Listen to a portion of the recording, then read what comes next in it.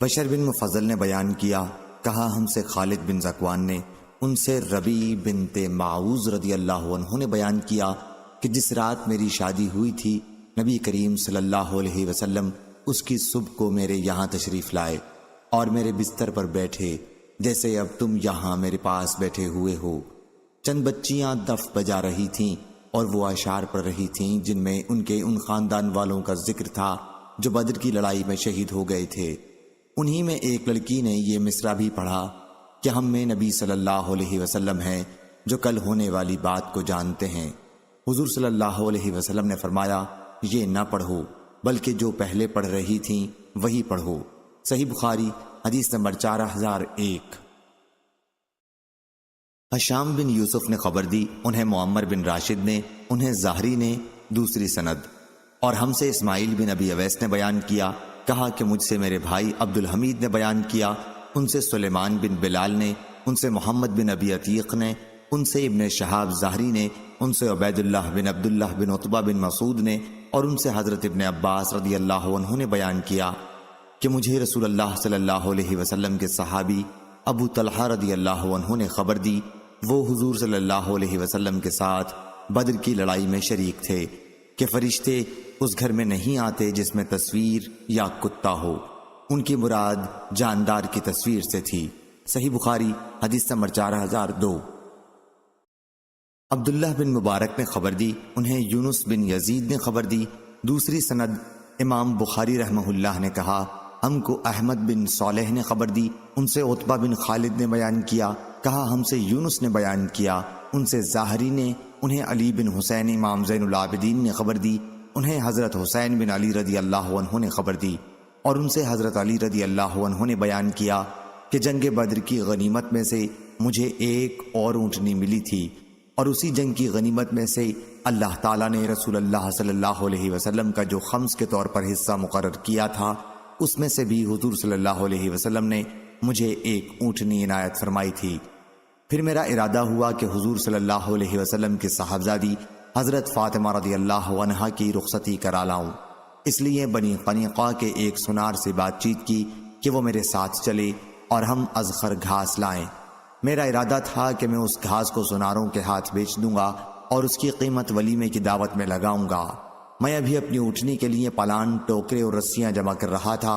اونٹنیاں ایک انصاری صحابی کے حجرے کے قریب بیٹھی ہوئی تھیں۔ میں جن انتظامات میں تھا جب وہ پورے ہو گئے تو اونٹنیوں کو لینے آیا، وہاں دیکھا کہ ان کے کوہان کسی نے کاٹ دیے ہیں اور کوکھ چیر کر اندر سے کلیجی نکال لی ہے۔ یہ حالت دیکھ کر میں اپنے آنسوؤں کو نہ روک سکا۔ میں نے پوچھا یہ کس نے کیا ہے؟ لوگوں نے بتایا کہ حمزہ بن عبد المطلب رضی اللہ عنہ نے، اور وہ ابھی اسی حجرے میں انصار کے ساتھ شراب نوشی کی ایک مجلس میں موجود ہیں۔ ان کے پاس ایک گانے والی ہے اور ان کے دوست احباب ہیں۔ گانے والی نے گاتے ہوئے جب یہ مصرع پڑھا، ہاں اے حمزہ یہ عمدہ اور فربا اونٹنیاں ہیں، تو حمزہ رضی اللہ عنہ نے کود کر اپنی تلوار تھامی اور ان دونوں اونٹنیوں کے کوہان کاٹ ڈالے اور ان کی کوکھ چیر کر اندر سے کلیجی نکال لی۔ حضرت علی رضی اللہ عنہ نے بیان کیا کہ پھر میں وہاں سے نبی کریم صلی اللہ علیہ وسلم کی خدمت میں حاضر ہوا۔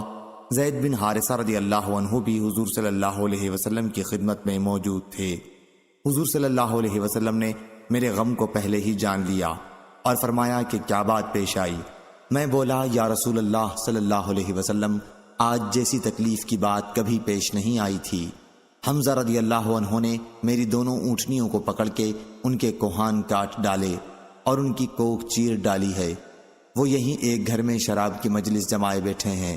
حضور صلی اللہ علیہ وسلم نے اپنی چادر مبارک منگوائی اور اسے اوڑھ کر آپ تشریف لے چلے۔ میں اور حضرت زید بن حارثہ رضی اللہ عنہ بھی ساتھ ساتھ ہو لیے۔ جب اس گھر کے قریب آپ تشریف لے گئے اور حضرت حمزہ رضی اللہ عنہ نے جو کچھ کیا تھا اس پر انہیں تنبیہ فرمائی۔ حضرت حمزہ رضی اللہ عنہ شراب کے نشے میں مست تھے اور ان کی آنکھیں سرخ تھیں۔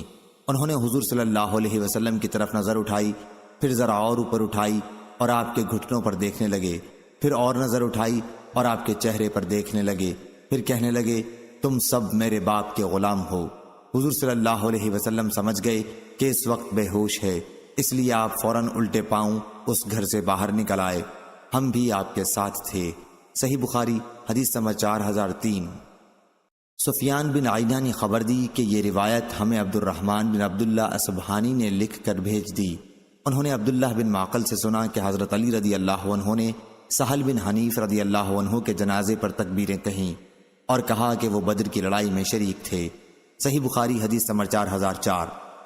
شعیب نے خبر دی، ان سے زہری نے بیان کیا، انہیں سالم بن عبداللہ نے خبر دی، انہوں نے عبداللہ بن عمر رضی اللہ عنہ سے سنا اور انہوں نے عمر بن خطاب رضی اللہ عنہ سے بیان کیا کہ جب حفصہ بنت عمر رضی اللہ عنہ کے شوہر خنیس بن حذافہ سہمی رضی اللہ عنہ کی وفات ہو گئی، وہ رسول اللہ صلی اللہ علیہ وسلم کے اصحاب میں تھے اور بدر کی لڑائی میں انہوں نے شرکت کی تھی اور مدینے میں ان کی وفات ہو گئی تھی۔ حضرت عمر رضی اللہ عنہ نے بیان کیا کہ میری ملاقات عثمان بن عفان رضی اللہ عنہ سے ہوئی تو میں نے ان سے حفصہ کا ذکر کیا اور کہا کہ اگر آپ چاہیں تو اس کا نکاح میں آپ سے کر دوں۔ انہوں نے کہا کہ میں سوچوں گا، اس لیے میں چند دنوں کے لیے ٹھہر گیا۔ پھر انہوں نے کہا کہ میری رائے یہ ہوئی ہے کہ ابھی میں نکاح نہ کروں۔ حضرت عمر رضی اللہ عنہ نے کہا کہ پھر میری ملاقات حضرت ابو بکر رضی اللہ عنہ سے ہوئی اور ان سے بھی میں نے یہی کہا کہ اگر آپ چاہیں تو میں آپ کا نکاح حفصہ بنت عمر سے کر دوں۔ ابو بکر رضی اللہ عنہ خاموش ہو گئے اور کوئی جواب نہیں دیا۔ ان کا یہ طریقہ عمل عثمان رضی اللہ عنہ سے بھی زیادہ میرے لیے باعث تکلیف ہوا۔ کچھ دنوں میں نے اور توقف کیا تو نبی کریم صلی اللہ علیہ وسلم نے خود حفصہ رضی اللہ عنہ کا پیغام بھیجا اور میں نے ان کا نکاح حضور صلی اللہ علیہ وسلم سے کر دیا۔ اس کے بعد ابو بکر رضی اللہ عنہ کی ملاقات مجھ سے ہوئی تو انہوں نے کہا شاید آپ کو میرے اس طرز عمل سے تکلیف ہوگی کہ جب آپ کی مجھ سے ملاقات ہوئی اور آپ نے حفصہ رضی اللہ عنہ کے متعلق مجھ سے بات کی تو میں نے کوئی جواب نہیں دیا۔ میں نے کہا کہ ہاں تکلیف ہوئی تھی۔ انہوں نے بتایا کہ آپ کی بات کا میں نے صرف اس لیے کوئی جواب نہیں دیا تھا کہ حضرت صلی اللہ علیہ وسلم نے مجھ سے حفصہ رضی اللہ عنہ کا ذکر کیا تھا، مجھ سے مشورہ لیا تھا کہ کیا میں اس سے نکاح کر لوں، اور میں حضرت صلی اللہ علیہ وسلم کا راز فاش نہیں کر سکتا تھا۔ اگر آپ حفصہ رضی اللہ عنہ سے نکاح کا ارادہ چھوڑ دیتے تو بے شک میں ان سے نکاح کر لیتا۔ صحیح بخاری حدیث نمبر 4005۔ شعبہ نے بیان کیا، ان سے عدی بن ابان نے، ان سے عبداللہ بن یزید انصاری نے، انہوں نے ابو مسعود بدری رضی اللہ عنہ عقبہ بن عمر انصاری سے سنا کہ نبی کریم صلی اللہ علیہ وسلم نے فرمایا انسان کا اپنے بال بچوں پر خرچ کرنا بھی باعث ثواب ہے۔ صحیح بخاری حدیث نمبر 4006۔ شعیب نے خبر دی، انہیں زہری نے، انہوں نے عروہ بن زبیر سے سنا کہ امیر المومنین عمر بن عبدالعزیز سے انہوں نے ان کے عہد خلافت میں یہ حدیث بیان کی کہ مغیرہ بن شعبہ رضی اللہ عنہ جب کوفے کے امیر تھے تو انہوں نے ایک دن عصر کی نماز میں دیر کی۔ اس پر زید بن حسن کے نانا ابو مسعود عقبہ بن عمر انصاری رضی اللہ عنہ ان کے یہاں گئے۔ وہ بدر کی لڑائی میں شریک ہونے والے صحابہ میں سے تھے اور کہا آپ کو معلوم ہے کہ حضرت جبریل علیہ السلام نماز کا طریقہ بتانے کے لیے آئے اور آپ نے نماز پڑھی اور حضور صلی اللہ علیہ وسلم نے ان کے پیچھے نماز پڑھی، 5 وقت کی نمازیں۔ پھر فرمایا کہ اسی طرح مجھے حکم ملا ہے۔ بشیر بن ابی مسعود بھی یہ حدیث اپنے والد سے بیان کرتے تھے۔ صحیح بخاری حدیث نمبر 4007۔ ابو غیوانہ نے بیان کیا، ان سے عامش نے، ان سے ابراہیم نخعی نے، ان سے عبد الرحمن بن یزید نخعی نے، ان سے علقمہ بن یسعی نے اور ان سے ابو مسعود بدری رضی اللہ عنہ نے بیان کیا کہ رسول اللہ صلی اللہ علیہ وسلم نے فرمایا سورہ بقرہ کی 2 آیتیں آمن رسولہ سے آخر تک ایسی ہیں کہ جو شخص رات میں انہیں پڑھ لے وہ اس کے لیے کافی ہو جاتی ہیں۔ عبد الرحمن نے بیان کیا کہ پھر میں نے خود ابو مسعود رضی اللہ عنہ سے ملاقات کی، وہ اس وقت بیت اللہ کا طواف کر رہے تھے۔ میں نے ان سے اس حدیث کے متعلق پوچھا تو انہوں نے یہ حدیث مجھ سے بیان کی۔ صحیح بخاری حدیث نمبر 4008۔ لیث بن سعد نے بیان کیا، ان سے عقیل نے، ان سے ابن شہاب نے، انہیں محمود بن ربی نے خبر دی کہ حضرت عثمان بن مالک رضی اللہ عنہ جو نبی کریم صلی اللہ علیہ وسلم کے صحابی تھے اور وہ بدر میں شریک ہوئے تھے اور انصار میں سے تھے، نبی کریم صلی اللہ علیہ وسلم کی خدمت میں حاضر ہوئے۔ صحیح بخاری حدیث نمبر 4009۔ دوسری سند احمد نے بیان کیا جو صالح کے بیٹے ہیں، کہا ہم سے انبسہ ابن خالد نے بیان کیا، ان سے یونس بن یزید نے بیان کیا اور ان سے ابن شہاب نے بیان کیا کہ پھر میں نے حسین بن محمد انصاری سے جو بنی سالم کے شریف لوگوں میں سے تھے محمد بن ربی کی حدیث کے متعلق پوچھا جس کی روایت انہوں نے عتبان بن مالک رضی اللہ عنہ سے کی تھی تو انہوں نے بھی اس کی تصدیق کی۔ صحیح بخاری حدیث نمبر 4010۔ شعیب نے خبر دی، ان سے زاہری نے بیان کیا، کہا کہ مجھے عبداللہ بن عامر بن ربیعہ رضی اللہ عنہ نے خبر دی، وہ قبیلہ بنی عدی کے سب لوگوں میں بڑے تھے، اور ان کے والد عامر بن ربیعہ بدر میں نبی کریم صلی اللہ علیہ وسلم کے ساتھ شریک تھے۔ انہوں نے بیان کیا کہ حضرت عمر رضی اللہ عنہ نے حضرت قدامہ بن مظعون کو بحرین کا عامل بنایا تھا۔ وہ قدامہ رضی اللہ عنہ بھی بدر کے معرکے میں شریک تھے، اور عبداللہ بن عمر رضی اللہ عنہ اور حفصہ رضی اللہ عنہا کے ماموں تھے۔ صحیح بخاری حدیث نمبر 4011۔ جویریہ بن اسما نے بیان کیا، ان سے امام مالک رضی اللہ عنہ نے، ان سے زہری نے، انہیں سالم بن عبداللہ نے خبر دی، بیان کیا کہ حضرت رافع بن خدیج رضی اللہ عنہ نے حضرت عبداللہ بن عمر رضی اللہ عنہ کو خبر دی کہ ان کے دو چچاؤں ظہیر اور مظہر رافع بن عدی بن زید انصاری کے بیٹوں، جنہوں نے بدر کی لڑائی میں شرکت کی تھی، نے انہیں خبر دی کہ رسول اللہ صلی اللہ علیہ وسلم نے زمین کو کرائے پر دینے سے منع کیا تھا۔ میں نے سالم سے کہا، لیکن آپ تو کرائے پر دیتے ہو؟ انہوں نے کہا، ہاں، حضرت رافع نے اپنے اوپر زیادتی کی تھی۔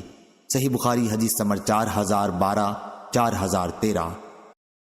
شعبہ نے بیان کیا، ان سے حسین بن عبد الرحمن نے، انہوں نے عبداللہ بن شداد بن حاد لیسی سے سنا، انہوں نے بیان کیا کہ میں نے حضرت رفاعہ بن رافع انصاری رضی اللہ عنہ کو دیکھا ہے، وہ بدر کی لڑائی میں شریک ہوئے تھے۔ صحیح بخاری حدیث نمبر 4014۔ عبداللہ بن مبارک مروزی نے خبر دی، کہا ہم کو معمر اور یونس دونوں نے خبر دی، انہیں زاہری نے، انہیں عروہ بن زبیر نے خبر دی، انہیں حضرت مسعود بن مخرمہ رضی اللہ عنہ نے خبر دی کہ حضرت عمرو بن عوف رضی اللہ عنہ، جو بنی عامر بن لوی کے حلیف تھے اور بدر کی لڑائی میں نبی کریم صلی اللہ علیہ وسلم کے ساتھ شریک تھے، نے بیان کیا کہ حضور صلی اللہ علیہ وسلم نے ابو عبیدہ بن جراح رضی اللہ عنہ کو بحرین کا جزیہ لانے کے لیے بھیجا۔ حضور صلی اللہ علیہ وسلم نے بحرین والوں سے صلح کی تھی اور ان پر علا بن حضرمی رضی اللہ عنہ کو امیر بنایا تھا۔ پھر حضرت ابو عبیدہ رضی اللہ عنہ بحرین سے مال 1,00,000 درہم لے کر آئے۔ جب انصار کو ابو عبیدہ رضی اللہ عنہ کے آنے کی خبر ہوئی تو انہوں نے فجر کی نماز حضور صلی اللہ علیہ وسلم کے ساتھ پڑھی۔ حضور صلی اللہ علیہ وسلم جب نماز سے فارغ ہوئے تو تمام انصار آپ کے سامنے آئے۔ حضور صلی اللہ علیہ وسلم انہیں دیکھ کر مسکرائے اور فرمایا، میرا خیال ہے کہ تمہیں یہ اطلاع مل گئی ہے کہ ابو عبیدہ رضی اللہ عنہ مال لے کر آئے ہیں۔ انہوں نے عرض کیا، جی ہاں یا رسول اللہ۔ حضور صلی اللہ علیہ وسلم نے فرمایا، پھر تمہیں خوشخبری ہو، اور جس سے تمہیں خوشی ہوگی اس کی امید رکھو۔ اللہ کی قسم، مجھے تمہارے متعلق محتاجی سے ڈر نہیں لگتا، مجھے تو اس کا خوف ہے کہ دنیا تم پر بھی اسی طرح کشادہ کر دی جائے گی جس طرح تم سے پہلی پہلوں پر کشادہ کی گئی تھی، پھر پہلوں کی طرح اس کے لیے تم آپس میں رشک کرو گے، اور جس طرح وہ ہلاک ہو گئے تھے تمہیں بھی یہ چیز ہلاک کر کے رہے گی۔ صحیح بخاری حدیث نمبر 4015۔ جریر بن حازم نے بیان کیا، ان سے نافع نے، کہ حضرت عبداللہ بن عمر رضی اللہ عنہ ہر طرح کے سانپ کو مار ڈالا کرتے تھے۔ صحیح بخاری حدیث نمبر 4016۔ لیکن جب ابو لبابہ بشیر بن عبد المنذر نے، جو بدر کی لڑائی میں شریک تھے، ان سے بیان کیا کہ نبی کریم صلی اللہ علیہ وسلم نے گھر میں نکلنے والے سانپ کے مارنے سے منع فرمایا تھا تو انہوں نے بھی اسے مارنا چھوڑ دیا تھا۔ صحیح بخاری حدیث نمبر 4017۔ ابن شہاب نے بیان کیا، اور ان سے حضرت انس بن مالک رضی اللہ عنہ نے بیان کیا کہ انصار کے چند لوگوں نے رسول اللہ صلی اللہ علیہ وسلم سے اجازت چاہی اور عرض کیا کہ آپ ہمیں اجازت عطا فرمائیں تو ہم اپنے بھانجے عباس رضی اللہ عنہ کا فدیہ معاف کر دیں، لیکن حضور صلی اللہ علیہ وسلم نے فرمایا، اللہ کی قسم ان کے فدیے سے 1 درہم بھی نہ چھوڑنا۔ صحیح بخاری حدیث نمبر 4018۔ ابو عاصم نے بیان کیا، کہا ہم سے ابن جریج نے، ان سے زہری نے، ان سے عطا بن یزید لیسی نے، ان سے عبید اللہ بن عدی نے، اور ان سے حضرت مقداد بن اسود رضی اللہ عنہ نے۔ دوسری سند امام بخاری رحمہ اللہ نے کہا، اور مجھ سے اسحاق بن منصور نے بیان کیا، کہا ہم سے یعقوب بن ابراہیم بن سعد نے، ان سے ابن شہاب کے بھتیجے محمد بن عبداللہ نے اپنے چچا محمد بن مسلم بن شہاب سے بیان کیا، انہیں عطا بن یزید لیسی نے ثم الجندعی نے خبر دی، انہیں عبداللہ بن عدی بن خیار نے خبر دی، اور انہیں مقداد بن عمرو کندی رضی اللہ عنہ نے۔ وہ بنی زہرہ کے حلیف تھے اور بدر کی لڑائی میں رسول اللہ صلی اللہ علیہ وسلم کے ساتھ تھے۔ انہوں نے خبر دی کہ انہوں نے رسول اللہ صلی اللہ علیہ وسلم سے عرض کیا، اگر کسی موقع پر میری کسی کافر سے ٹکر ہو جائے اور ہم دونوں ایک دوسرے کو قتل کرنے کی کوشش میں لگ جائیں اور وہ میرے ایک ہاتھ پر تلوار مار کر اسے کاٹ ڈالے، پھر وہ مجھ سے بھاگ کر ایک درخت کی پناہ لے کر کہنے لگے میں اللہ پر ایمان لایا، تو کیا یا رسول اللہ اس کے اس اقرار کے بعد پھر بھی میں اسے قتل کر دوں؟ حضور صلی اللہ علیہ وسلم نے فرمایا کہ پھر تم اسے قتل نہ کرنا۔ انہوں نے عرض کیا یا رسول اللہ وہ پہلے میرا ایک ہاتھ بھی کاٹ چکا ہے اور یہ اقرار میرے ہاتھ کاٹنے کے بعد کیا ہے۔ آپ نے پھر بھی یہی فرمایا کہ اسے قتل نہ کر، کیونکہ اگر تو نے اسے قتل کر ڈالا تو اسے قتل کرنے سے پہلے جو تمہارا مقام تھا اب اس کا وہ مقام ہوگا، اور تمہارا مقام وہ ہوگا جو اس کا مقام اس وقت تھا جب اس نے اس کلمے کا اقرار نہیں کیا تھا۔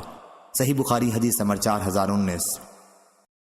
سلیمان تیمی نے بیان کیا، کہا ہم سے انس رضی اللہ عنہ نے بیان کیا کہ رسول اللہ صلی اللہ علیہ وسلم نے بدر کی لڑائی کے دن فرمایا کون دیکھ کر آئے گا کہ ابو جہل کے ساتھ کیا ہوا؟ عبداللہ بن مسعود رضی اللہ عنہ اس کے لیے روانہ ہوئے اور دیکھا کہ عفرا کے دونوں بیٹوں نے اسے قتل کر دیا ہے اور اس کی لاش ٹھنڈی ہونے والی ہے۔ انہوں نے پوچھا تم ہی ہو؟ ابن علیہ نے بیان کیا کہ سلیمان نے اسی طرح بیان کیا، اور ان سے انس رضی اللہ عنہ نے بیان کیا کہ ابن مسعود رضی اللہ عنہ نے پوچھا تھا کہ تو ہی ابو جہل ہے؟ اس پر اس نے کہا کیا اس سے بھی بڑا کوئی ہوگا جسے تم نے آج قتل کر دیا ہے؟ سلیمان نے بیان کیا، کہا کہ یا اس نے یوں کہا جسے اس کی قوم نے قتل کر دیا ہے، کیا اس سے بھی بڑا کوئی ہوگا؟ کہا کہ ابو مجلس نے بیان کیا کہ ابو جہل نے کہا کاش ایک کسان کے سوا کسی اور نے مارا ہوتا۔ صحیح بخاری حدیث نمبر 4020۔ عبد الواحد بن زیاد نے بیان کیا، کہا ہم سے معمر نے بیان کیا، ان سے زہری نے، ان سے عبید اللہ بن عبداللہ نے، اور ان سے ابن عباس رضی اللہ عنہ نے حضرت عمر رضی اللہ عنہ سے کہ جب نبی کریم صلی اللہ علیہ وسلم کی وفات ہو گئی تو میں نے ابو بکر رضی اللہ عنہ سے کہا آپ ہمیں ساتھ لے کر ہمارے انصاری بھائیوں کے یہاں چلیں۔ پھر ہماری ملاقات دو نیک ترین انصاری صحابیوں سے ہوئی جنہوں نے بدر کی لڑائی میں شرکت کی تھی۔ عبید اللہ نے کہا پھر میں نے اس حدیث کا تذکرہ عروہ بن زبیر سے کیا تو انہوں نے بتایا کہ وہ دونوں صحابی عویم بن ساعدہ اور معن بن عدی رضی اللہ عنہ تھے۔ صحیح بخاری حدیث نمبر 4021۔ اسحاق بن ابراہیم نے بیان کیا، انہوں نے محمد بن فضیل سے سنا، انہوں نے اسماعیل بن ابی خالد سے، انہوں نے قیس بن ابی حازم سے کہ بدری صحابہ کا سالانہ وظیفہ 5,000 5,000 تھا۔ حضرت عمر رضی اللہ عنہ نے فرمایا کہ میں انہیں بدری صحابہ کو ان صحابیوں پر فضیلت دوں گا جو ان کے بعد ایمان لائے۔ صحیح بخاری حدیث نمبر 4022۔ معمر نے خبر دی، انہیں زاہری نے، انہیں محمد بن جبیر نے، ان سے ان کے والد نے بیان کیا کہ نبی کریم صلی اللہ علیہ وسلم سے میں نے سنا آپ مغرب کی نماز میں سورہ والطور کی تلاوت کر رہے تھے۔ یہ پہلا موقع تھا جب میرے دل میں ایمان نے قرار پکڑا۔ اور اسی سند سے زاہری سے مروی ہے، ان سے محمد بن جبیر بن مطعم نے اور ان سے ان کے والد جبیر بن مطعم رضی اللہ عنہ نے کہ نبی کریم صلی اللہ علیہ وسلم نے بدر کے قیدیوں کے متعلق فرمایا تھا اگر مطعم بن عدی رضی اللہ عنہ زندہ ہوتے اور ان پلید قیدیوں کے لیے سفارش کرتے تو میں انہیں ان کے کہنے سے چھوڑ دیتا۔ صحیح بخاری حدیث نمبر 4023۔ سعید بن مسیب نے بیان کیا کہ پہلا فساد جب برپا ہوا یعنی حضرت عثمان رضی اللہ عنہ کی شہادت کا تو اس نے اصحاب بدر میں سے کسی کو باقی نہیں چھوڑا۔ پھر جب دوسرا فساد برپا ہوا یعنی حرہ کا تو اس نے اصحاب حدیبیہ میں سے کسی کو باقی نہیں چھوڑا۔ پھر تیسرا فساد برپا ہوا تو وہ اس وقت تک نہیں گیا جب تک لوگوں میں کچھ بھی خوبی یا عقل باقی تھی۔ صحیح بخاری حدیث نمبر 4024۔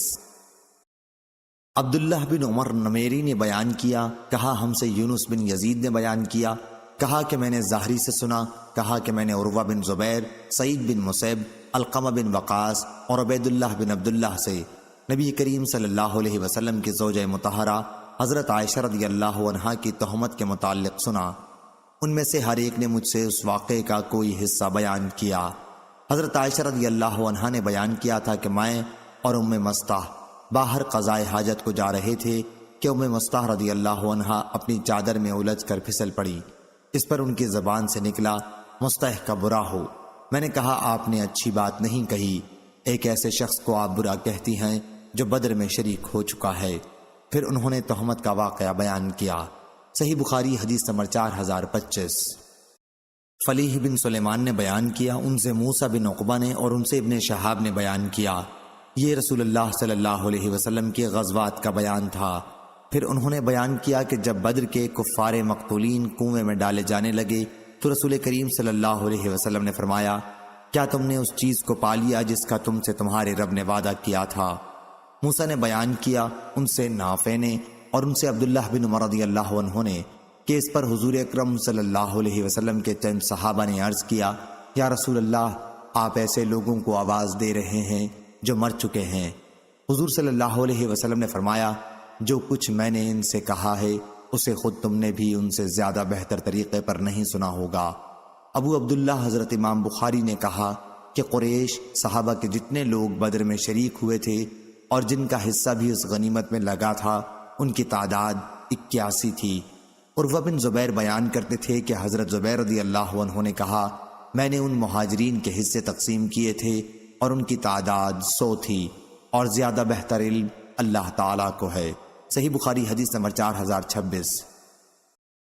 حشام نے خبر دی، انہیں معمر نے، انہیں حشام بن عروہ نے، انہیں ان کے والد نے اور ان سے حضرت زبیر رضی اللہ عنہ نے بیان کیا کہ بدر کے دن مہاجرین کے 100 حصے لگائے گئے تھے۔ صحیح بخاری حدیث نمبر 4027۔ عبد الرزاق نے بیان کیا، کہا ہم کو ابن جریج نے خبر دی، انہیں موسیٰ بن عقبہ نے، انہیں نافع نے اور ان سے حضرت ابن عمر رضی اللہ عنہ نے بیان کیا کہ بنو نضیر اور بنو قریظہ نے نبی کریم صلی اللہ علیہ وسلم سے معاہدہ توڑ کر لڑائی مول لی، اس لیے آپ نے قبیلہ بنو نضیر کو جلا وطن کر دیا، لیکن قبیلہ بنو قریظہ کو جلا وطن نہیں کیا اور اس طرح ان پر احسان فرمایا۔ پھر بنو قریظہ نے بھی جنگ مول لی، اس لیے آپ نے ان کے مردوں کو قتل کروا دیا اور ان کی عورتوں، بچوں اور مال کو مسلمانوں میں تقسیم کر دیا۔ صرف بعض بنی قریظہ اس سے الگ قرار دیے گئے تھے کیونکہ وہ حضور صلی اللہ علیہ وسلم کی پناہ میں آ گئے تھے، اس لیے آپ نے انہیں پناہ دی اور انہوں نے اسلام قبول کر لیا تھا۔ حضور اکرم صلی اللہ علیہ وسلم نے مدینے کے تمام یہودیوں کو جلا وطن کر دیا تھا، بنو قنیقہ کو بھی جو عبداللہ بن سلام رضی اللہ عنہ کا قبیلہ تھا، یہود بن حارثہ کو اور مدینے کے تمام یہودیوں کو۔ صحیح بخاری حدیث نمبر 4028۔ یحییٰ بن حماد نے بیان کیا، کہا ہم کو ابو عوانہ نے خبر دی، انہیں ابو البشر نے، ان سے سعید بن جبیر نے بیان کیا کہ میں نے حضرت ابن عباس رضی اللہ عنہ کے سامنے کہا سورہ حشر، تو انہوں نے کہا کہ اسے سورہ نذیر کہو کیونکہ یہ سورت بنو نذیر ہی کے بارے میں نازل ہوئی ہے۔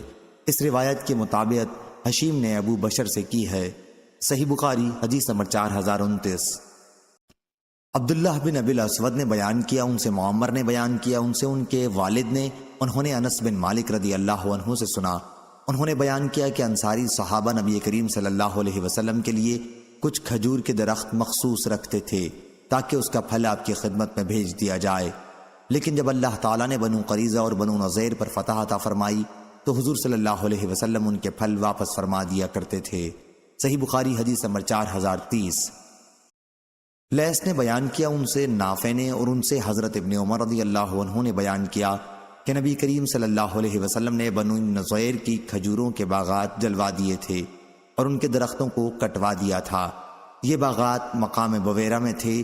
اس پر یہ آیت نازل ہوئی، جو درخت تم نے کاٹ دیے ہیں یا جنہیں تم نے چھوڑ دیا ہے کہ وہ اپنی جڑوں پر کھڑے رہے تو یہ اللہ کے حکم سے ہوا ہے۔ صحیح بخاری حدیث نمبر 4031۔ اسحاق نے بیان کیا، کہا ہم کو حبان نے خبر دی، انہیں جویریہ بن اسما نے، انہیں نافع نے، انہیں ابن عمر رضی اللہ عنہ نے کہ نبی کریم صلی اللہ علیہ وسلم نے بنو نضیر کے باغات جلوا دیے تھے۔ انہوں نے کہا کہ حسان بن ثابت رضی اللہ عنہ نے اسی کے متعلق یہ شعر کہا تھا۔ ترجمہ: بنو لوئی قریش کے سرداروں نے بڑی آسانی کے ساتھ برداشت کر لیا مقام بویرہ میں اس آگ کو جو پھیل رہی تھی۔ بیان کیا کہ پھر اس کا جواب ابو سفیان بن حارث نے ان اشعار میں دیا: خدا کرے کہ مدینے میں ہمیشہ یوں ہی آگ لگتی رہے اور اس کے اطراف میں یوں ہی شعلے اٹھتے رہیں، تمہیں جلد ہی معلوم ہو جائے گا کہ ہم میں سے کون اس مقام بویرہ سے دور ہے، اور تمہیں معلوم ہو جائے گا کہ کس کی زمین کو نقصان پہنچتا ہے۔ صحیح بخاری حدیث نمبر 4032۔ ابو الیمان نے بیان کیا، کہا ہم کو شعیب نے خبر دی، ان سے زہری نے بیان کیا، انہیں مالک بن اوس بن حدسان نصری نے خبر دی کہ عمر بن خطاب رضی اللہ عنہ نے انہیں بلایا تھا۔ وہ ابھی امیر المومنین کی خدمت میں موجود تھے کہ امیر المومنین کے چوکیدار یرفع آئے اور عرض کیا کہ عثمان بن عفان اور عبد الرحمن بن عوف، زبیر بن عوام اور سعد بن ابی وقاص رضی اللہ عنہم اندر آنا چاہتے ہیں، کیا آپ کی طرف سے انہیں اجازت ہے؟ امیر المومنین نے فرمایا کہ ہاں، انہیں اندر بلا لو۔ تھوڑی دیر بعد یرفع پھر آئے اور عرض کیا، حضرت عباس اور علی رضی اللہ عنہ بھی اجازت چاہتے ہیں، کیا انہیں اندر آنے کی اجازت ہے؟ آپ نے فرمایا کہ ہاں۔ جب یہ بھی دونوں بزرگ اندر تشریف لے آئے تو عباس رضی اللہ عنہ نے کہا، امیر المومنین، میرا اور ان علی رضی اللہ عنہ کا فیصلہ کر دیجئے۔ وہ دونوں اس جائیداد کے بارے میں جھگڑ رہے تھے جو اللہ تعالیٰ نے اپنے رسول صلی اللہ علیہ وسلم کو مال بنو نذیر سے فے کے طور پر دی تھی۔ اس موقع پر علی اور عباس نے ایک دوسرے کو سخت سست کہا اور ایک دوسرے پر تنقید کی تو حاضرین بولے، امیر المومنین، آپ ان دونوں بزرگوں کا فیصلہ کر دیں تاکہ دونوں میں کوئی جھگڑا نہ رہے۔ عمر رضی اللہ عنہ نے کہا، جلدی نہ کیجیے، میں آپ لوگوں سے اس اللہ کا واسطہ دے کر پوچھتا ہوں جس کے حکم سے آسمان و زمین قائم ہے۔ کیا آپ کو معلوم ہے کہ رسول کریم صلی اللہ علیہ وسلم نے فرمایا تھا کہ ہم انبیاء کی وراثت تقسیم نہیں ہوتی، جو کچھ ہم چھوڑ جائیں وہ صدقہ ہوتا ہے، اور اس سے حضور صلی اللہ علیہ وسلم کی مراد خود اپنی ذات سے تھی۔ حاضرین بولے کہ جی ہاں، حضور صلی اللہ علیہ وسلم نے یہ فرمایا تھا۔ پھر عمر رضی اللہ عنہ عباس اور علی رضی اللہ عنہما کی طرف متوجہ ہوئے اور ان سے کہا، میں آپ دونوں سے بھی اللہ کا واسطہ دے کر پوچھتا ہوں، کیا آپ کو بھی معلوم ہے کہ حضرت صلی اللہ علیہ وسلم نے یہ حدیث ارشاد فرمائی تھی؟ ان دونوں بزرگوں نے بھی جواب ہاں میں دیا۔ اس کے بعد عمر رضی اللہ عنہ نے کہا، پھر میں آپ لوگوں سے اس معاملے پر گفتگو کرتا ہوں۔ اللہ سبحانہ و تعالی نے اپنے رسول اللہ صلی اللہ علیہ وسلم کو اس مال فے میں سے جو بنو نذیر سے ملا تھا آپ کو خاص طور پر عطا فرما دیا تھا۔ اللہ تعالیٰ نے اس کے متعلق فرمایا ہے کہ بنو نذیر کے مالوں سے جو اللہ نے اپنے رسول کو دیا ہے تو تم نے اس کے لیے گھوڑے اور اونٹ نہیں دوڑائے، یعنی جنگ نہیں کی۔ اللہ تعالیٰ کا ارشاد قدیر تک، تو یہ مال خاص رسول اللہ کے لیے تھا، لیکن خدا کی قسم کہ حضور صلی اللہ علیہ وسلم نے تمہیں نظر انداز کر کے اپنے لیے اسے مخصوص نہیں فرمایا تھا، نہ تم پر اپنی ذات کو ترجیح دی تھی۔ پہلے اس مال میں سے تمہیں دیا اور تم میں اس کی تقسیم کی، اور آخر اس فے میں سے یہ جائیداد بچ گئی، پس آپ اپنی ازواج مطہرات کا سالانہ خرچ بھی اس میں سے نکالتے تھے، اور جو کچھ اس میں سے باقی بچتا اسے آپ اللہ تعالیٰ کے مصارف میں خرچ کیا کرتے تھے۔ حضور اکرم صلی اللہ علیہ وسلم نے اپنی زندگی میں یہ جائیداد انہی مصارف میں خرچ کی۔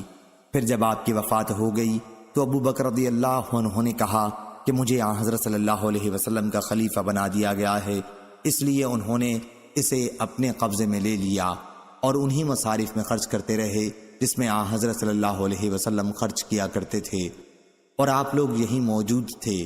اس کے بعد عمر رضی اللہ عنہ علی اور عباس رضی اللہ عنہما کی طرف متوجہ ہوئے اور فرمایا، آپ لوگوں کو معلوم ہے کہ ابو بکر رضی اللہ عنہ نے بھی وہی طریقہ اختیار کیا جیسا کہ آپ لوگوں کو بھی اس کا اقرار ہے، اور اللہ کی قسم کہ وہ اپنے اس طرز عمل میں سچے، مخلص، صحیح راستے پر اور حق کی پیروی کرنے والے تھے۔ پھر اللہ تعالیٰ نے ابو بکر رضی اللہ عنہ کو بھی اٹھا لیا، اس لیے میں نے کہا کہ مجھے رسول کریم صلی اللہ علیہ وسلم اور ابو بکر رضی اللہ عنہ کا خلیفہ بنایا گیا ہے، چنانچہ میں اس جائیداد پر اپنی خلافت کے 2 سالوں سے قابض ہوں اور اسے انہی مصارف میں صرف کرتا ہوں جس میں حضرت صلی اللہ علیہ وسلم اور ابو بکر رضی اللہ عنہ نے کیا تھا، اور اللہ تعالیٰ جانتا ہے کہ میں بھی اپنے طرز عمل میں سچا، مخلص، صحیح راستے پر اور حق کی پیروی کرنے والا ہوں۔ پھر آپ دونوں میرے پاس آئے ہیں، آپ دونوں ایک ہی ہیں اور آپ کا معاملہ بھی ایک ہے۔ پھر آپ میرے پاس آئے، آپ کی مراد عباس رضی اللہ عنہ سے تھی، تو میں نے آپ دونوں کے سامنے یہ بات صاف کہہ دی تھی کہ رسول کریم فرما گئے تھے کہ ہمارا ترکہ تقسیم نہیں ہوتا، ہم جو کچھ چھوڑ جائیں وہ صدقہ ہے۔ پھر جب وہ جائیداد بطور انتظام میں آپ دونوں کو دے دوں تو میں نے آپ سے کہا کہ اگر آپ چاہیں تو میں یہ جائیداد آپ کو دے سکتا ہوں، لیکن شرط یہ ہے کہ اللہ تعالیٰ کے سامنے کیے ہوئے عہد کی تمام ذمہ داریوں کو آپ پورا کریں۔ آپ لوگوں کو معلوم ہے کہ حضرت صلی اللہ علیہ وسلم اور ابو بکر رضی اللہ عنہ نے اور خود میں نے جب سے میں خلیفہ بنا ہوں اس جائیداد کے معاملے میں کس طرز عمل کو اختیار کیا ہوا ہے۔ اگر یہ شرط آپ کو منظور نہ ہو تو پھر مجھ سے اس کے بارے میں آپ لوگ بات نہ کریں۔ آپ لوگوں نے اس پر کہا کہ ٹھیک ہے، آپ اسی شرط پر وہ جائیداد ہمارے حوالے کر دیں۔ چنانچہ میں نے اسے آپ لوگوں کے حوالے کر دیا۔ کیا آپ حضرات اس کے سوا کوئی اور فیصلہ اس سلسلے میں مجھ سے کروانا چاہتے ہیں؟ اس اللہ کی قسم جس کے حکم سے آسمان و زمین قائم ہے، قیامت تک میں اس کے سوا کوئی اور فیصلہ نہیں کر سکتا۔ اگر آپ لوگ شرط کے مطابق اس کے انتظام سے عاجز ہیں تو وہ جائیداد مجھے واپس کر دیں، میں خود اس کا انتظام کروں گا۔ صحیح بخاری حدیث نمبر 4033۔ ظاہری نے بیان کیا کہ پھر میں نے اس حدیث کا تذکرہ عروہ بن زبیر سے کیا تو انہوں نے کہا کہ مالک بن اوس نے یہ روایت تم سے صحیح بیان کی ہے۔ میں نے نبی کریم صلی اللہ علیہ وسلم کی پاک بیوی عائشہ رضی اللہ عنہا سے سنا ہے، انہوں نے بیان کیا کہ حضور صلی اللہ علیہ وسلم کی ازواج مطہرات نے عثمان رضی اللہ عنہ کو ابو بکر صدیق رضی اللہ عنہ کے پاس بھیجا اور ان سے درخواست کی کہ اللہ تعالیٰ نے جو فے اپنے رسول اللہ صلی اللہ علیہ وسلم کو دی تھی اس میں سے ان کے حصے دیے جائیں، لیکن میں نے انہیں روکا اور ان سے کہا تم خدا سے نہیں ڈرتی؟ کیا حضور صلی اللہ علیہ وسلم نے خود نہیں فرمایا تھا کہ ہمارا ترکہ تقسیم نہیں ہوتا، ہم جو کچھ چھوڑ جائیں وہ صدقہ ہوتا ہے؟ حضور صلی اللہ علیہ وسلم کا اشارہ اس ارشاد میں خود اپنی ذات کی طرف تھا۔ البتہ آل محمد صلی اللہ علیہ وسلم کو اس جائیداد میں سے تا زندگی ان کی ضروریات کے لیے ملتا رہے گا۔ جب میں نے ازواج مطہرات کو یہ حدیث سنائی تو انہوں نے بھی اپنا خیال بدل دیا۔ عروہ نے کہا کہ یہی وہ صدقہ ہے جس کا انتظام پہلے علی رضی اللہ عنہ کے ہاتھ میں تھا۔ علی رضی اللہ عنہ نے عباس رضی اللہ عنہ کو اس کے احکام میں شریک نہیں کیا تھا بلکہ خود اس کا انتظام کرتے تھے، اور جس طرح حضور صلی اللہ علیہ وسلم ابو بکر رضی اللہ عنہ اور عمر رضی اللہ عنہ نے اسے خرچ کیا تھا، اسی طرح انہی مصارف میں وہ بھی خرچ کرتے تھے۔ اس کے بعد وہ صدقہ حسن بن علی رضی اللہ عنہ کے انتظام میں آ گیا تھا، پھر حسین بن علی رضی اللہ عنہ کے انتظام میں رہا، پھر جناب علی بن حسین اور حسن بن حسن کے انتظام میں آ گیا تھا، اور یہ حق ہے کہ یہ رسول اللہ صلی اللہ علیہ وسلم کا صدقہ تھا۔ صحیح بخاری حدیث نمبر 4034۔ ہشام نے خبر دی، انہوں نے کہا ہم کو معمر نے خبر دی، انہیں ظاہری نے، انہیں عروہ نے اور انہیں حضرت عائشہ رضی اللہ عنہا نے کہ حضرت فاطمہ رضی اللہ عنہا اور حضرت عباس رضی اللہ عنہ حضرت ابو بکر صدیق رضی اللہ عنہ کے پاس آئے اور حضرت صلی اللہ علیہ وسلم کی زمین جو فدق میں تھی اور جو خیبر میں آپ کو حصہ ملا تھا اس میں سے اپنے ورثے کا مطالبہ کیا۔ صحیح بخاری حدیث نمبر 4035۔ اس پر حضرت ابو بکر رضی اللہ عنہ نے کہا کہ میں نے خود حضرت صلی اللہ علیہ وسلم سے سنا ہے، آپ نے فرمایا تھا کہ ہمارا ترکہ تقسیم نہیں ہوتا، جو کچھ ہم چھوڑ جائیں وہ صدقہ ہے، البتہ آل محمد صلی اللہ علیہ وسلم کو اس جائیداد میں سے خرچ ضرور ملتا رہے گا، اور خدا کی قسم رسول کریم صلی اللہ علیہ وسلم کے قرابت داروں کے ساتھ عمدہ معاملہ کرنا مجھے خود اپنے قرابت داروں کے ساتھ حسن معاملت سے زیادہ عزیز ہے۔ صحیح بخاری حدیث نمبر 4036۔ علی بن عبداللہ مدینی نے کہا ہم سے سفیان بن عینہ نے بیان کیا، ان سے عمرو بن دینار نے بیان کیا کہ میں نے حضرت جابر رضی اللہ عنہ بن عبداللہ انصاری رضی اللہ عنہ سے سنا، وہ بیان کرتے تھے کہ رسول کریم صلی اللہ علیہ وسلم نے فرمایا کعب بن اشرف کا کام کون تمام کرے گا؟ وہ اللہ اور اس کے رسول کو بہت ستا رہا ہے۔ اس پر محمد بن مسلمہ انصاری رضی اللہ عنہ کھڑے ہوئے اور عرض کیا یا رسول اللہ، کیا آپ اجازت دیں گے کہ میں اسے قتل کراؤں؟ آپ نے فرمایا ہاں مجھ کو یہ پسند ہے۔ انہوں نے عرض کیا پھر آپ مجھے اجازت عنایت فرمائیں کہ میں اس سے کچھ باتیں کہوں۔ آپ نے انہیں اجازت دے دی۔ اب محمد بن مسلمہ رضی اللہ عنہ کعب بن اشرف کے پاس آئے اور اس سے کہا یہ شخص، اشارہ حضور اکرم صلی اللہ علیہ وسلم کی طرف تھا، ہم سے صدقہ مانگتا رہتا ہے اور اس نے ہمیں تھکا مارا ہے، اس لیے میں تم سے قرض لینے آیا ہوں۔ اس پر کعب نے کہا ابھی آگے دیکھنا، خدا کی قسم بالکل اکتا جاؤ گے۔ محمد بن مسلمہ رضی اللہ عنہ نے کہا چونکہ ہم نے بھی اب ان کی اتباع کر لی ہے، اس لیے جب تک یہ نہ کھل جائے کہ ان کا انجام کیا ہوتا ہے انہیں چھوڑنا بھی مناسب نہیں۔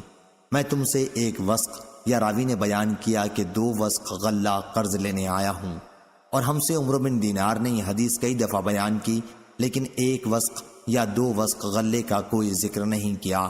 میں نے ان سے کہا کہ حدیث میں 1 وسق یا 2 وسق کا بھی ذکر ہے۔ انہوں نے کہا کہ میرا بھی خیال ہے کہ اس حدیث میں 1 یا 2 وسق کا ذکر آیا ہے۔ کعب بن اشرف نے کہا ہاں میرے پاس کچھ گروی رکھ دو۔ انہوں نے پوچھا گروی میں تم کیا چاہتے ہو؟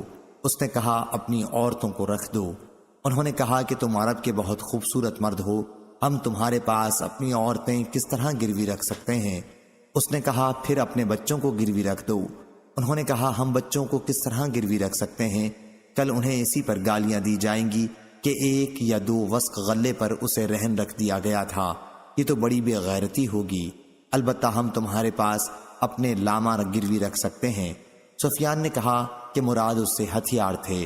محمد بن مسلمہ رضی اللہ عنہ نے اس سے دوبارہ ملنے کا وعدہ کیا اور رات کے وقت اس کے یہاں آئے۔ ان کے ساتھ ابو نائلہ بھی موجود تھے، وہ کعب بن اشرف کے رضائی بھائی تھے۔ پھر اس کے قلعے کے پاس جا کر انہوں نے آواز دی، وہ باہر آنے لگا تو اس کی بیوی نے کہا اس وقت اتنی رات گئے کہاں باہر جا رہے ہو؟ اس نے کہا وہ تو محمد بن مسلمہ اور میرا بھائی ابو نائلہ ہے۔ عمروں کے سوا دوسرے راوی نے بیان کیا کہ اس کی بیوی نے اس سے کہا تھا کہ مجھے تو یہ آواز ایسی لگتی ہے جیسے اس سے خون ٹپک رہا ہو۔ کعب نے جواب دیا کہ میرے بھائی محمد بن مسلمہ اور میرے رضائی بھائی ابو نائلہ ہیں، شریف کو اگر رات میں بھی نیزہ بازی کے لیے بلایا جائے تو وہ نکل پڑتا ہے۔ راوی نے بیان کیا کہ جب محمد بن مسلمہ اندر گئے تو ان کے ساتھ 2 آدمی اور تھے۔ سفیان سے پوچھا گیا کہ کیا عمرو بن دینار نے ان کے نام بھی لیے تھے؟ انہوں نے بتایا کہ بعض کا نام دیا تھا۔ عمرو نے بیان کیا کہ وہ آئے تو ان کے ساتھ 2 آدمی اور تھے، اور عمرو بن دینار کے سوا راوی نے ابو حبس بن جبر، حارث بن عوس اور عباد بن بشر نام بتائے تھے۔ عمرو نے بیان کیا کہ وہ اپنے ساتھ 2 آدمیوں کو لائے تھے اور انہیں یہ ہدایت کی تھی کہ جب کعب آئے تو میں اس کے سر کے بال ہاتھ میں لے لوں گا اور اسے سونگھنے لگوں گا۔ جب تمہیں اندازہ ہو جائے کہ میں نے اس کا سر پوری طرح اپنے قبضے میں لے لیا ہے تو پھر تم تیار ہو جانا اور اسے قتل کر ڈالنا۔ عمروں نے ایک مرتبہ بیان کیا کہ پھر میں اس کا سر سونگھوں گا۔ آخر کعب چادر لپیٹے ہوئے باہر آیا، اس کے جسم سے خوشبو پھوٹی پڑتی تھی۔ محمد بن مسلمہ رضی اللہ عنہ نے کہا آج سے زیادہ عمدہ خوشبو میں نے کبھی نہیں سونگھی تھی۔ عمروں کے سوا دوسرے راوی نے بیان کیا کہ کعب اس پر بولا میرے پاس عرب کی وہ عورت ہے جو ہر وقت عطر میں بسی رہتی ہے اور حسن و جمال میں بھی اس کی کوئی نظیر نہیں۔ عمروں نے بیان کیا کہ محمد بن مسلمہ رضی اللہ عنہ نے اس سے کہا کیا تمہارے سر کو سونگھنے کی مجھے اجازت ہے؟ اس نے کہا سونگھ سکتے ہو۔ راوی نے بیان کیا کہ محمد بن مسلمہ رضی اللہ عنہ نے اس کا سر سونگھا اور ان کے بعد ان کے ساتھیوں نے بھی سونگھا۔ پھر انہوں نے کہا کیا دوبارہ سونگھنے کی اجازت ہے؟ اس نے اس مرتبہ بھی اجازت دے دی۔ پھر جب محمد بن مسلمہ رضی اللہ عنہ نے اسے پوری طرح اپنے قابو میں کر لیا تو اپنے ساتھیوں کو اشارہ کیا کہ تیار ہو جاؤ، چنانچہ انہوں نے اسے قتل کر دیا اور حضور صلی اللہ علیہ وسلم کی خدمت میں حاضر ہو کر اس کی اطلاع دی۔ صحیح بخاری حدیث نمبر 4037۔ یحییٰ بن آدم نے بیان کیا، ان سے یحییٰ بن ابی زائرہ نے، انہوں نے اپنے والد زکریا بن ابی زائدہ سے، ان سے ابو اسحاق سبیعی نے بیان کیا، ان سے برا بن عازب رضی اللہ عنہ نے بیان کیا۔ انہوں نے کہا کہ آن حضرت صلی اللہ علیہ وسلم نے دہنا آدمیوں کو ابو رافع کے پاس بھیجا، من جملہ ان کے عبداللہ بن عتیق رات کو اس کے گھر میں گھسے، وہ سو رہا تھا، اسے قتل کیا۔ صحیح بخاری حدیث نمبر 4038۔ عبید اللہ بن موسیٰ نے بیان کیا، ان سے اسرائیل نے، ان سے ابو اسحاق نے اور ان سے برا بن عازب رضی اللہ عنہ نے بیان کیا کہ رسول اللہ صلی اللہ علیہ وسلم نے ابو رافع یہودی کے قتل کے لیے چند انصاری صحابہ کو بھیجا اور عبداللہ بن عتیق رضی اللہ عنہ کو ان کا امیر بنایا۔ یہ ابو رافع حضور اکرم صلی اللہ علیہ وسلم کو ایذا دیا کرتا تھا اور آپ کے دشمنوں کی مدد کیا کرتا تھا۔ حجاز میں اس کا ایک قلعہ تھا اور وہیں وہ رہا کرتا تھا۔ جب اس کے قلعے کے قریب یہ پہنچے تو سورج غروب ہو چکا تھا اور لوگ اپنے مویشی لے کر اپنے گھروں کو واپس ہو چکے تھے۔ عبداللہ بن عتیق رضی اللہ عنہ نے اپنے ساتھیوں سے کہا تم لوگ یہیں ٹھہرے رہو، میں اس قلعے پر جا رہا ہوں اور دربان پر کوئی تدبیر کروں گا تاکہ میں اندر جانے میں کامیاب ہو جاؤں۔ چنانچہ وہ قلعے کے پاس آئے اور دروازے کے قریب پہنچ کر انہوں نے خود کو اپنے کپڑوں میں اس طرح چھپا لیا جیسے کوئی قضائے حاجت کر رہا ہو۔ قلعے کے تمام آدمی اندر داخل ہو چکے تھے۔ دربان نے آواز دی اے اللہ کے بندے، اگر اندر آنا ہے تو جلد آ جا، میں اب دروازہ بند کر دوں گا۔ عبداللہ بن عتیق رضی اللہ عنہ نے کہا چنانچہ میں بھی اندر چلا گیا اور چھپ کر اس کی کاروائی دیکھنے لگا۔ جب سب لوگ اندر آ گئے تو اس نے دروازہ بند کیا اور کنجیوں کا گچھا ایک پھونٹی پر لٹکا دیا۔ انہوں نے بیان کیا کہ اب میں ان کنجیوں کی طرف بڑھا اور انہیں لے لیا۔ پھر میں نے قلعے کا دروازہ کھول لیا۔ ابو رافع کے پاس رات کے وقت داستانیں بیان کی جا رہی تھیں اور وہ اپنے خاص بالا خانے میں تھا۔ جب داستان کو اس کے یہاں سے اٹھ کر چلے گئے تو میں اس کے کمرے کی طرف چڑھنے لگا۔ اس عرصے میں جتنے دروازے اس تک پہنچنے کے لیے کھولتا تھا انہیں اندر سے بند کرتا جاتا تھا۔ میرا مطلب یہ تھا کہ اگر قلعے والوں کو میرے متعلق علم بھی ہو جائے تو اس وقت تک یہ لوگ میرے پاس نہ پہنچ سکیں جب تک میں اسے قتل نہ کر لوں۔ آخر میں اس کے قریب پہنچ گیا۔ اس وقت وہ ایک تاریک کمرے میں اپنے بال بچوں کے ساتھ سو رہا تھا۔ مجھے کچھ اندازہ نہیں ہو سکا کہ وہ کہاں ہے، اس لیے میں نے آواز دی، یا ابا رافع۔ وہ بولا، کون ہے؟ میں نے آواز کی طرف بڑھ کر تلوار کی ایک ضرب لگائی۔ اس وقت میرا دل دھک دھک کر رہا تھا۔ یہی وجہ ہوئی کہ میں اس کا کام تمام نہیں کر سکا۔ وہ چیخا تو میں کمرے سے باہر نکل آیا اور تھوڑی دیر تک باہر ہی ٹھہرا رہا۔ پھر دوبارہ اندر گیا اور میں نے آواز بدل کر پوچھا، ابو رافع یہ آواز کیسی تھی؟ وہ بولا، تیری ماں غارت ہو، ابھی مجھ پر کسی نے تلوار سے حملہ کیا ہے۔ انہوں نے بیان کیا کہ پھر آواز کی طرف پڑھ کر میں نے تلوار کی ایک ضرب اور لگائی۔ انہوں نے بیان کیا کہ اگرچہ میں اسے زخمی تو بہت کر چکا تھا لیکن وہ ابھی مرا نہیں تھا، اس لیے میں نے تلوار اس کے پیٹ پر رکھ کر دبائی جو اس کی پیٹھ تک پہنچ گئی۔ اب مجھے یقین ہو گیا کہ میں اسے قتل کر چکا ہوں۔ چنانچہ میں نے دروازہ ایک ایک کر کے کھولنے شروع کیے۔ آخر میں ایک زینے پر پہنچا۔ میں یہ سمجھا کہ زمین تک پہنچ چکا ہوں لیکن ابھی میں نہ پہنچا تھا، اس لیے میں نے اس پر پاؤں رکھ دیا اور نیچے گر پڑا۔ چاندنی رات تھی، اس طرح گر پڑنے سے میری پنڈلی ٹوٹ گئی۔ میں نے اسے عمامے سے باندھ لیا اور آ کر دروازے پر بیٹھ گیا۔ میں نے یہ ارادہ کر لیا تھا کہ یہاں سے اس وقت تک نہیں جاؤں گا جب تک یہ نہ معلوم کر لوں کہ آیا میں اسے قتل کر چکا ہوں یا نہیں۔ جب مرغ نے آواز دی تو اسی وقت قلعے کی فصیل پر ایک پکارنے والے نے کھڑے ہو کر پکارا کہ اہل حجاز کے تاجر ابو رافع کی موت کا اعلان کرتا ہوں۔ میں اپنے ساتھیوں کے پاس آیا اور ان سے کہا کہ چلنے کی جلدی کرو، اللہ تعالیٰ نے ابو رافع کو قتل کرا دیا۔ چنانچہ میں نبی کریم صلی اللہ علیہ وسلم کی خدمت میں حاضر ہوا اور آپ کو اس کی اطلاع دی۔ حضرت صلی اللہ علیہ وسلم نے فرمایا کہ اپنا پاؤں پھیلا۔ میں نے پاؤں پھیلایا تو آپ نے اس پر اپنا دست مبارک پھیرا اور پاؤں اتنا اچھا ہو گیا جیسے کبھی اس میں مجھ کو کوئی تکلیف ہوئی ہی نہ تھی۔ صحیح بخاری حدیث نمبر 4039۔ شریح ابن مسلمہ نے بیان کیا، ان سے ابراہیم بن یوسف نے بیان کیا، ان سے ان کے والد یوسف بن اسحاق نے، ان سے ابو اسحاق نے کہ میں نے برا بن عازب رضی اللہ عنہ سے سنا۔ انہوں نے بیان کیا کہ نبی کریم صلی اللہ علیہ وسلم نے عبداللہ بن عتیق اور عبداللہ بن عتبہ رضی اللہ عنہ کو چند صحابہ کے ساتھ ابو رافع کے قتل کے لیے بھیجا۔ یہ لوگ روانہ ہوئے۔ جب اس کے قلعے کے نزدیک پہنچے تو عبداللہ بن عتیق رضی اللہ عنہ نے اپنے ساتھیوں سے کہا کہ تم لوگ یہیں ٹھہر جاؤ، پہلے میں جاتا ہوں، دیکھوں صورتحال کیا ہے۔ عبداللہ بن عتیق رضی اللہ عنہ نے بیان کیا کہ قلعے کے قریب پہنچ کر میں اندر جانے کے لیے تدابیر کرنے لگا۔ اتفاق سے قلعے کا ایک گدھا گم تھا۔ انہوں نے بیان کیا کہ اسی گدھے کو تلاش کرنے کے لیے قلعے والے روشنی لے کر باہر نکلے۔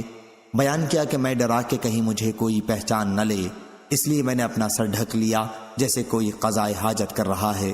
اس کے بعد دربان نے آواز دی کہ اس سے پہلے کہ میں دروازہ بند کر لوں، جسے قلعے کے اندر داخل ہونا ہے وہ جلدی آ جائے۔ میں نے موقع غنیمت سمجھا اور اندر داخل ہو گیا اور قلعے کے دروازے کے پاس ہی جہاں گدھے باندھے جاتے تھے وہیں چھپ گیا۔ قلعے والوں نے ابو رافع کے ساتھ کھانا کھایا اور پھر اسے قصے سناتے رہے۔ آخر کچھ رات گئے وہ سب قلعے کے اندر ہی اپنے اپنے گھروں میں واپس آ گئے۔ اب سناٹا چھا چکا تھا اور کہیں کوئی حرکت نہیں ہوتی تھی، اس لیے میں اس طویلے سے باہر نکلا۔ انہوں نے بیان کیا کہ میں نے پہلے ہی دیکھ لیا تھا کہ دربان نے کنجی ایک طاق میں رکھی ہے۔ میں نے پہلے کنجی اپنے قبضے میں لے لی اور پھر سب سے پہلے قلعے کا دروازہ کھولا۔ بیان کیا کہ میں نے یہ سوچا تھا کہ اگر قلعے والوں کو میرا علم ہو گیا تو میں بڑی آسانی کے ساتھ بھاگ سکوں گا۔ اس کے بعد میں نے ان کے کمروں کے دروازے کھولنے شروع کیے اور انہیں اندر سے بند کرتا جاتا تھا۔ اب میں زینوں سے ابو رافع کے بالا خانے تک پہنچ چکا تھا۔ اس کے کمرے میں اندھیرا تھا، اس کا چراغ گل کر دیا گیا تھا۔ میں یہ نہیں اندازہ کر پایا کہ ابو رافع کہاں ہے، اس لیے میں نے آواز دی، یا ابا رافع۔ اس پر وہ بولا کہ کون ہے؟ انہوں نے بیان کیا کہ پھر آواز کی طرف میں بڑھا اور میں نے تلوار سے اس پر حملہ کیا، لیکن یہ وار اوچھا پڑا تھا انہوں نے بیان کیا کہ پھر دوبارہ میں اس کے قریب پہنچا، گویا میں اس کی مدد کو آیا ہوں۔ میں نے آواز بدل کر پوچھا، ابو رافع کیا بات پیش آئی ہے؟ اس نے کہا، تیری ماں غارت ہو، ابھی کوئی شخص میرے کمرے میں آ گیا اور تلوار سے مجھ پر حملہ کیا ہے۔ انہوں نے بیان کیا کہ اس مرتبہ پھر میں نے اس کی آواز کی طرف بڑھ کر دوبارہ حملہ کیا، اس حملے میں بھی وہ قتل نہ ہو سکا۔ پھر وہ چلانے لگا اور اس کی بیوی بھی اٹھ گئی اور چلانے لگی۔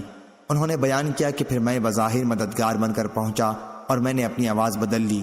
اس وقت وہ چت لیٹا ہوا تھا۔ میں نے اپنی تلوار اس کے پیٹ پر رکھ کر زور سے اسے دبایا۔ آخر جب میں نے ہڈی ٹوٹنے کی آواز سن لی تو میں وہاں سے نکلا، بہت گھبرایا ہوا، اب زینے پر آ چکا تھا۔ میں اترنا چاہتا تھا کہ نیچے گر پڑا، جس سے میرا پاؤں ٹوٹ گیا۔ میں نے اس پر پٹی باندھی اور لنگڑاتے ہوئے اپنے ساتھیوں کے پاس پہنچا۔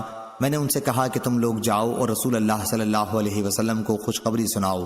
میں تو یہاں سے اس وقت تک نہیں ہٹوں گا جب تک اس کی موت کا اعلان نہ سن لوں۔ چنانچہ صبح کے وقت موت کا اعلان کرنے والا قلعے کی فصیل پر چڑھا اور اعلان کیا کہ ابو رافع کی موت واقع ہو گئی ہے۔ انہوں نے بیان کیا کہ پھر میں چلنے کے لیے اٹھا۔ مجھے کامیابی کی خوشی میں کوئی تکلیف معلوم نہیں ہوتی تھی۔ اس سے پہلے کہ میرے ساتھی حضور اکرم صلی اللہ علیہ وسلم کی خدمت میں پہنچیں، میں نے اپنے ساتھیوں کو پا لیا۔ حضرت صلی اللہ علیہ وسلم کو خوشخبری سنائی۔ صحیح بخاری حدیث نمبر 4040۔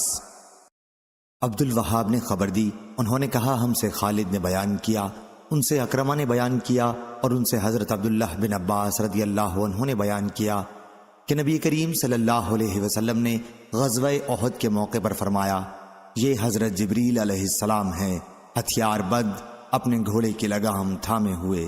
صحیح بخاری حدیث نمبر 4041۔ زکریا بن عدی نے خبر دی، کہا ہم کو عبداللہ بن مبارک نے خبر دی، انہیں حیوہ نے، انہیں یزید بن حبیب نے، انہیں ابو الخیر نے اور ان سے حضرت عقبہ بن عامر رضی اللہ عنہ نے بیان کیا کہ رسول اللہ صلی اللہ علیہ وسلم نے 8 سال بعد یعنی 8ویں برس میں غزوہ احد کے شہداء پر نماز جنازہ ادا کی، جیسے آپ زندوں اور مردوں سب سے رخصت ہو رہے ہوں۔ اس کے بعد آپ منبر پر تشریف لائے اور فرمایا، میں تم سے آگے آگے ہوں، میں تم پر گواہ رہوں گا اور مجھ سے قیامت کے دن تمہاری ملاقات حوض کوثر پر ہوگی۔ اس وقت بھی میں اپنی اس جگہ سے حوض کوثر کو دیکھ رہا ہوں۔ تمہارے بارے میں مجھ سے اس کا کوئی خطرہ نہیں ہے کہ تم شرک کرو گے۔ ہاں، میں تمہارے بارے میں دنیا سے ڈرتا ہوں کہ تم کہیں دنیا کے لیے آپس میں مقابلہ نہ کرنے لگو۔ عقبہ بن عامر رضی اللہ عنہ نے بیان کیا کہ میرے لیے رسول اللہ صلی اللہ علیہ وسلم کا یہ آخری دیدار تھا جو مجھ کو نصیب ہوا۔ صحیح بخاری حدیث نمبر 4042۔ عبید اللہ بن موسیٰ نے بیان کیا، ان سے اسرائیل نے بیان کیا، ان سے ابن اسحاق، عمر بن عبید اللہ سبیعی نے اور ان سے برا رضی اللہ عنہ نے بیان کیا کہ جنگ احد کے موقع پر جب مشرکین سے مقابلے کے لیے ہم پہنچے تو آن حضرت صلی اللہ علیہ وسلم نے تیر اندازوں کا ایک دستہ عبداللہ بن جبیر رضی اللہ عنہ کی ماتحتی میں پہاڑی پر مقرر فرمایا تھا اور انہیں یہ حکم دیا تھا کہ تم اپنی جگہ سے نہ ہٹنا۔ اس وقت بھی جب تم لوگ دیکھ لو کہ ہم ان پر غالب آ گئے، پھر بھی یہاں سے نہ ہٹنا، اور اس وقت بھی جب تک دیکھ لو کہ وہ ہم پر غالب آ گئے، تم لوگ ہماری مدد کے لیے نہ آنا۔ پھر جب ہماری مٹبھیڑ کفار سے ہوئی تو ان میں بھگدڑ مچ گئی۔ میں نے دیکھا کہ ان کی عورتیں پہاڑیوں پر بڑی تیزی کے ساتھ بھاگی جا رہی تھیں، پنڈلیوں سے اوپر کپڑے اٹھائے ہوئے، جس سے ان کے پازیب دکھائی دے رہے تھے۔ حضرت عبداللہ بن جبیر رضی اللہ عنہ کے تیر انداز ساتھی کہنے لگے کہ غنیمت غنیمت۔ اس پر عبداللہ رضی اللہ عنہ نے ان سے کہا کہ مجھے نبی کریم صلی اللہ علیہ وسلم نے تاکید کی تھی کہ اپنی جگہ سے نہ ہٹنا، اس لیے تم لوگ مال غنیمت لوٹنے نہ جاؤ۔ لیکن ان کے ساتھیوں نے ان کا حکم ماننے سے انکار کر دیا۔ ان کی اس حکم عدولی کے نتیجے میں مسلمانوں کو ہار ہوئی اور 70 مسلمان شہید ہو گئے۔ اس کے بعد ابو سفیان نے پہاڑی پر سے آواز دی، کیا تمہارے ساتھ محمد صلی اللہ علیہ وسلم موجود ہیں؟ حضور صلی اللہ علیہ وسلم نے فرمایا کہ کوئی جواب نہ دے۔ پھر انہوں نے پوچھا کہ تمہارے ساتھ ابن ابی قحافہ ہیں، موجود ہیں؟ حضور صلی اللہ علیہ وسلم نے اس کے جواب میں بھی ممانعت فرما دی۔ انہوں نے پوچھا کیا تمہارے ساتھ ابن خطاب موجود ہیں؟ اس کے بعد وہ کہنے لگے کہ یہ سب قتل کر دیے گئے، اگر زندہ ہوتے تو جواب دیتے۔ اس پر عمر رضی اللہ عنہ بے قابو ہو گئے اور فرمایا، خدا کے دشمن تو جھوٹا ہے، خدا نے ابھی انہیں تمہیں ذلیل کرنے کے لیے باقی رکھا ہے۔ ابو سفیان نے کہا حبل ایک بت بلند رہے۔ حضور صلی اللہ علیہ وسلم نے فرمایا کہ اس کا جواب دو۔ صحابہ رضی اللہ عنہم نے عرض کیا کہ ہم کیا جواب دیں؟ آپ نے فرمایا کہ کہو اللہ سب سے بلند ہے اور بزرگ و برتر ہے۔ ابو سفیان نے کہا ہمارے پاس عزا بت ہے اور تمہارے پاس کوئی عزا نہیں۔ آپ نے فرمایا اس کا جواب دو۔ صحابہ رضی اللہ عنہ نے عرض کیا کیا جواب دیں؟ آپ نے فرمایا کہ کہو اللہ ہمارا حامی اور مددگار ہے اور تمہارا کوئی حامی نہیں۔ ابو سفیان نے کہا آج کا دن بدر کے دن کا بدلہ ہے اور لڑائی کی مثال ڈول کی ہوتی ہے، کبھی ہمارے ہاتھ میں اور کبھی تمہارے ہاتھ میں۔ تم اپنے مقتولین میں کچھ لاشوں کا مسئلہ کیا ہوا پاؤ گے۔ میں نے اس کا حکم نہیں دیا تھا لیکن مجھے برا نہیں معلوم ہوا۔ صحیح بخاری حدیث نمبر 4043۔ عبداللہ بن محمد نے خبر دی، کہا ہم سے سفیان نے بیان کیا، ان سے عمروں نے اور ان سے حضرت جابر رضی اللہ عنہ نے بیان کیا کہ بعض صحابہ نے غزوہ احد کی صبح کو شراب پی جو ابھی حرام نہیں ہوئی تھی اور پھر شہادت کی موت نصیب ہوئی۔ صحیح بخاری حدیث نمبر 4044۔ عبداللہ نے بیان کیا، کہا ہم کو شعبہ نے خبر دی، انہیں سعد بن ابراہیم نے، ان سے ان کے والد ابراہیم نے کہ ان کے والد عبد الرحمن بن عوف رضی اللہ عنہ کے پاس کھانا لایا گیا، ان کا روزہ تھا۔ انہوں نے کہا مصعب بن عمیر رضی اللہ عنہ احد کی جنگ میں شہید کر دیے گئے، وہ مجھ سے افضل اور بہتر تھے، لیکن انہیں جس چادر کا کفن دیا گیا وہ اتنی چھوٹی تھی کہ اگر اس سے ان کا سر چھپایا جاتا تو پاؤں کھل جاتا اور اگر پاؤں چھپایا جاتا تو سر کھل جاتا تھا۔ میرا خیال ہے کہ انہوں نے کہا اور حمزہ رضی اللہ عنہ بھی اسی جنگ میں شہید کیے گئے، وہ مجھ سے بہتر اور افضل تھے۔ پھر جیسا کہ تم دیکھ رہے ہو ہمارے لیے دنیا میں کشادگی دی گئی، یا انہوں نے یہ کہا کہ پھر جیسا کہ تم دیکھتے ہو ہمیں دنیا دی گئی، ہمیں تو اس کا ڈر ہے کہ کہیں یہی ہماری نیکیوں کا بدلہ نہ ہو جو اسی دنیا میں ہمیں دیا جا رہا ہے۔ اس کے بعد آپ اتنا روئے کہ کھانا نہ کھا سکے۔ صحیح بخاری حدیث نمبر 4045۔ سفیان بن عینہ نے بیان کیا، ان سے عمرو بن دینار نے، انہوں نے حضرت جابر بن عبداللہ انصاری رضی اللہ عنہ سے سنا، انہوں نے بیان کیا کہ ایک صحابی نے نبی کریم صلی اللہ علیہ وسلم سے غزوہ احد کے موقع پر پوچھا، یا رسول اللہ اگر میں قتل کر دیا گیا تو میں کہاں جاؤں گا؟ حضور اکرم صلی اللہ علیہ وسلم نے فرمایا کہ جنت میں۔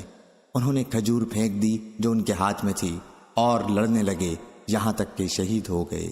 صحیح بخاری حدیث نمبر 4046۔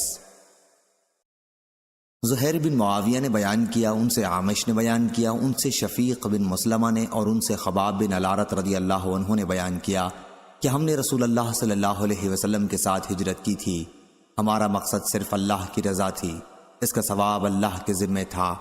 پھر ہم میں سے بعض لوگ تو وہ تھے جو گزر گئے اور کوئی اجر انہوں نے اس دنیا میں نہیں دیکھا، انہی میں سے مصعب بن عمیر رضی اللہ عنہ بھی تھے۔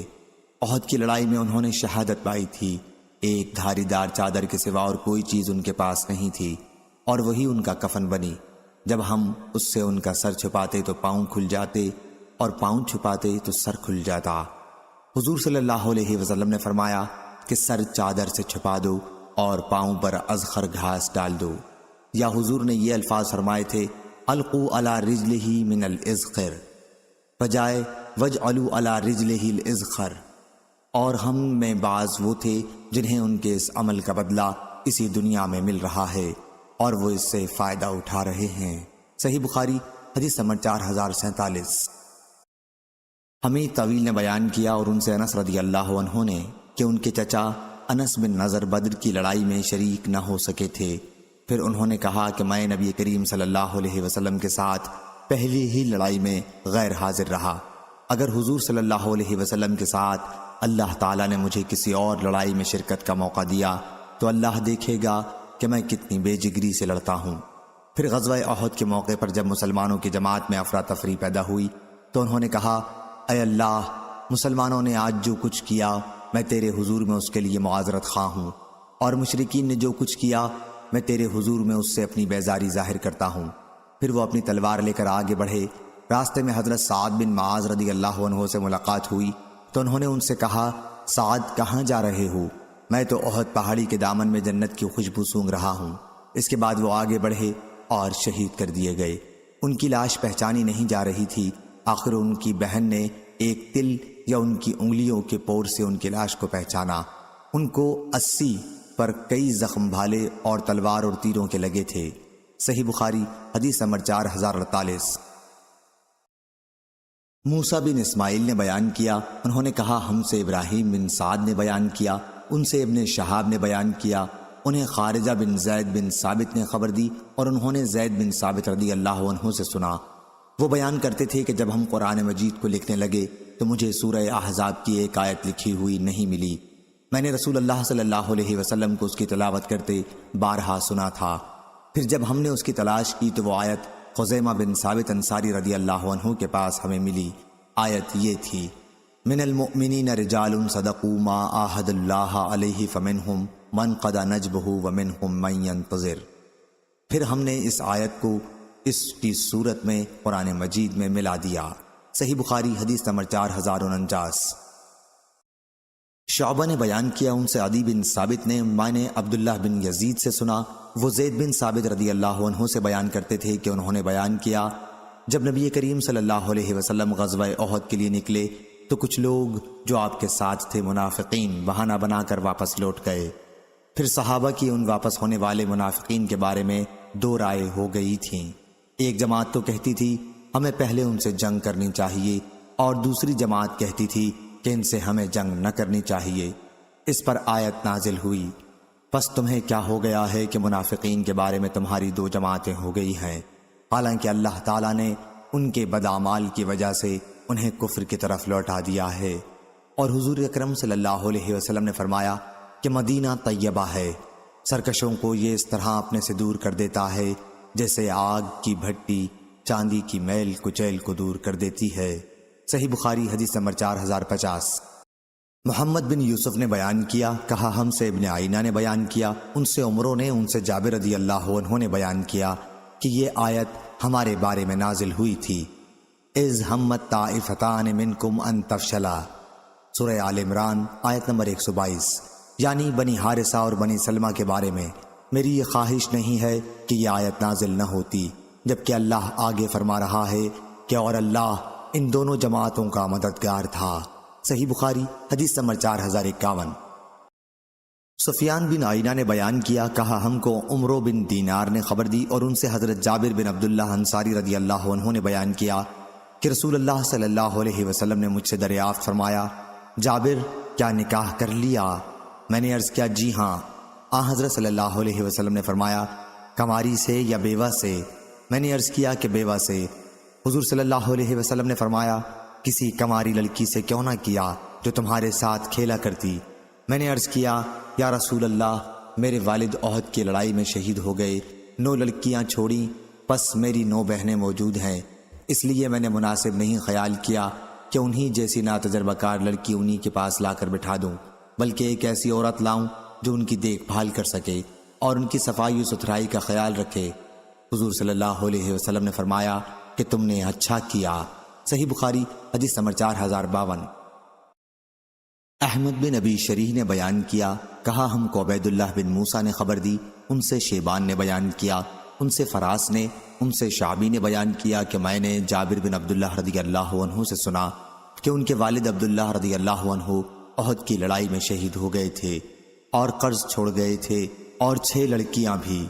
جب درختوں سے کھجور اتارے جانے کا وقت قریب آیا تو انہوں نے بیان کیا کہ میں نبی کریم صلی اللہ علیہ وسلم کی خدمت میں حاضر ہوا، جیسا کہ حضور صلی اللہ علیہ وسلم کے علم میں ہے، میرے والد صاحب احد کی لڑائی میں شہید ہو گئے اور قرض چھوڑ گئے ہیں۔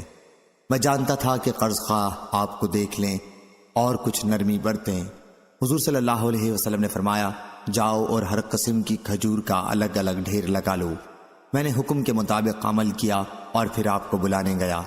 جب قرض خواہوں نے آپ کو دیکھا تو جیسے اس وقت مجھ پر اور زیادہ بھڑک اٹھے، کیونکہ وہ یہودی تھے۔ حضور صلی اللہ علیہ وسلم نے جب ان کا یہ طرز عمل دیکھا تو آپ پہلے سب سے بڑے ڈھیر کے چاروں طرف 3 مرتبہ گھومے، اس کے بعد اس پر بیٹھ گئے اور فرمایا اپنے قرض خواہوں کو بلا لاؤ۔ حضور صلی اللہ علیہ وسلم برابر انہیں ناپ کے دیتے رہے، یہاں تک کہ اللہ تعالیٰ نے میرے والد کی طرف سے ان کی ساری امانت ادا کر دی۔ میں اس پر خوش تھا کہ اللہ تعالیٰ میرے والد کی امانت ادا کرا دے اور میں اپنی بہنوں کے لیے ایک کھجور بھی نہ لے جاؤں، لیکن اللہ تعالیٰ نے تمام دوسرے ڈھیر بچا دیے، بلکہ اس ڈھیر کو بھی جب میں نے دیکھا جس پر حضور صلی اللہ علیہ وسلم بیٹھے ہوئے تھے کہ جیسے اس میں سے ایک کھجور کا دانہ بھی کم نہیں ہوا۔ صحیح بخاری حدیث نمبر 4053۔ ابراہیم بن سعد نے بیان کیا ان سے ان کے باپ نے ان کے دادا سے کہ سعد بن ابی وقاص رضی اللہ عنہ نے بیان کیا، غزوہ احد کے موقع پر میں نے رسول اللہ صلی اللہ علیہ وسلم کو دیکھا اور آپ کے ساتھ دو اور اصحاب یعنی جبرائیل اور میکائیل انسانی صورت میں آئے ہوئے تھے۔ وہ آپ کو اپنی حفاظت میں لے کر کفار سے بڑی سختی سے لڑ رہے تھے۔ ان کے جسم پر سفید کپڑے تھے، میں نے انہیں نہ اس سے پہلے کبھی دیکھا تھا اور نہ اس کے بعد کبھی دیکھا۔ صحیح بخاری حدیث نمبر 4054۔ مروان بن معاویہ نے بیان کیا، کہا ہم سے ہاشم بن ہاشم سعدی نے بیان کیا، کہا میں نے سعید بن مسیب سے سنا، انہوں نے بیان کیا کہ میں نے سعد بن ابی وقاص رضی اللہ عنہ سے سنا، وہ بیان کرتے تھے کہ غزوہ احد کے موقع پر رسول کریم صلی اللہ علیہ وسلم نے اپنے ترکش کے تیر مجھے نکال کر دیے اور فرمایا خوب تیر برسائے جا، میرے ماں باپ تم پر فدا ہوں۔ صحیح بخاری حدیث نمبر 4055۔ یحییٰ نے بیان کیا، ان سے یحییٰ بن سعید نے بیان کیا، انہوں نے کہا میں نے سعید بن مسیب سے سنا، انہوں نے بیان کیا کہ میں نے سعد بن ابی وقاص رضی اللہ عنہ سے سنا، وہ بیان کرتے تھے کہ غزوہ احد کے موقع پر رسول اللہ صلی اللہ علیہ وسلم نے میری ہمت افزائی کے لیے اپنے والد اور والدہ دونوں کو جمع فرمایا کہ میرے ماں باپ تم پر فدا ہوں۔ صحیح بخاری حدیث نمبر 4056۔ لیث بن سعد نے بیان کیا، ان سے یحییٰ بن کثیر نے بیان کیا، ان سے عبداللہ بن المسیب نے، انہوں نے بیان کیا کہ سعد بن ابی وقاص رضی اللہ عنہ نے بیان کیا رسول کریم صلی اللہ علیہ وسلم نے غزوہ احد کے موقع پر میری ہمت بڑھانے کے لیے اپنے والد اور والدہ دونوں کو جمع فرمایا۔ ان کی مراد آپ صلی اللہ علیہ وسلم کے اس ارشاد سے تھی جو آپ نے اس وقت فرمایا تھا جب وہ جنگ کر رہے تھے کہ میرے ماں باپ تم پر قربان ہوں۔ صحیح بخاری حدیث نمبر 4057۔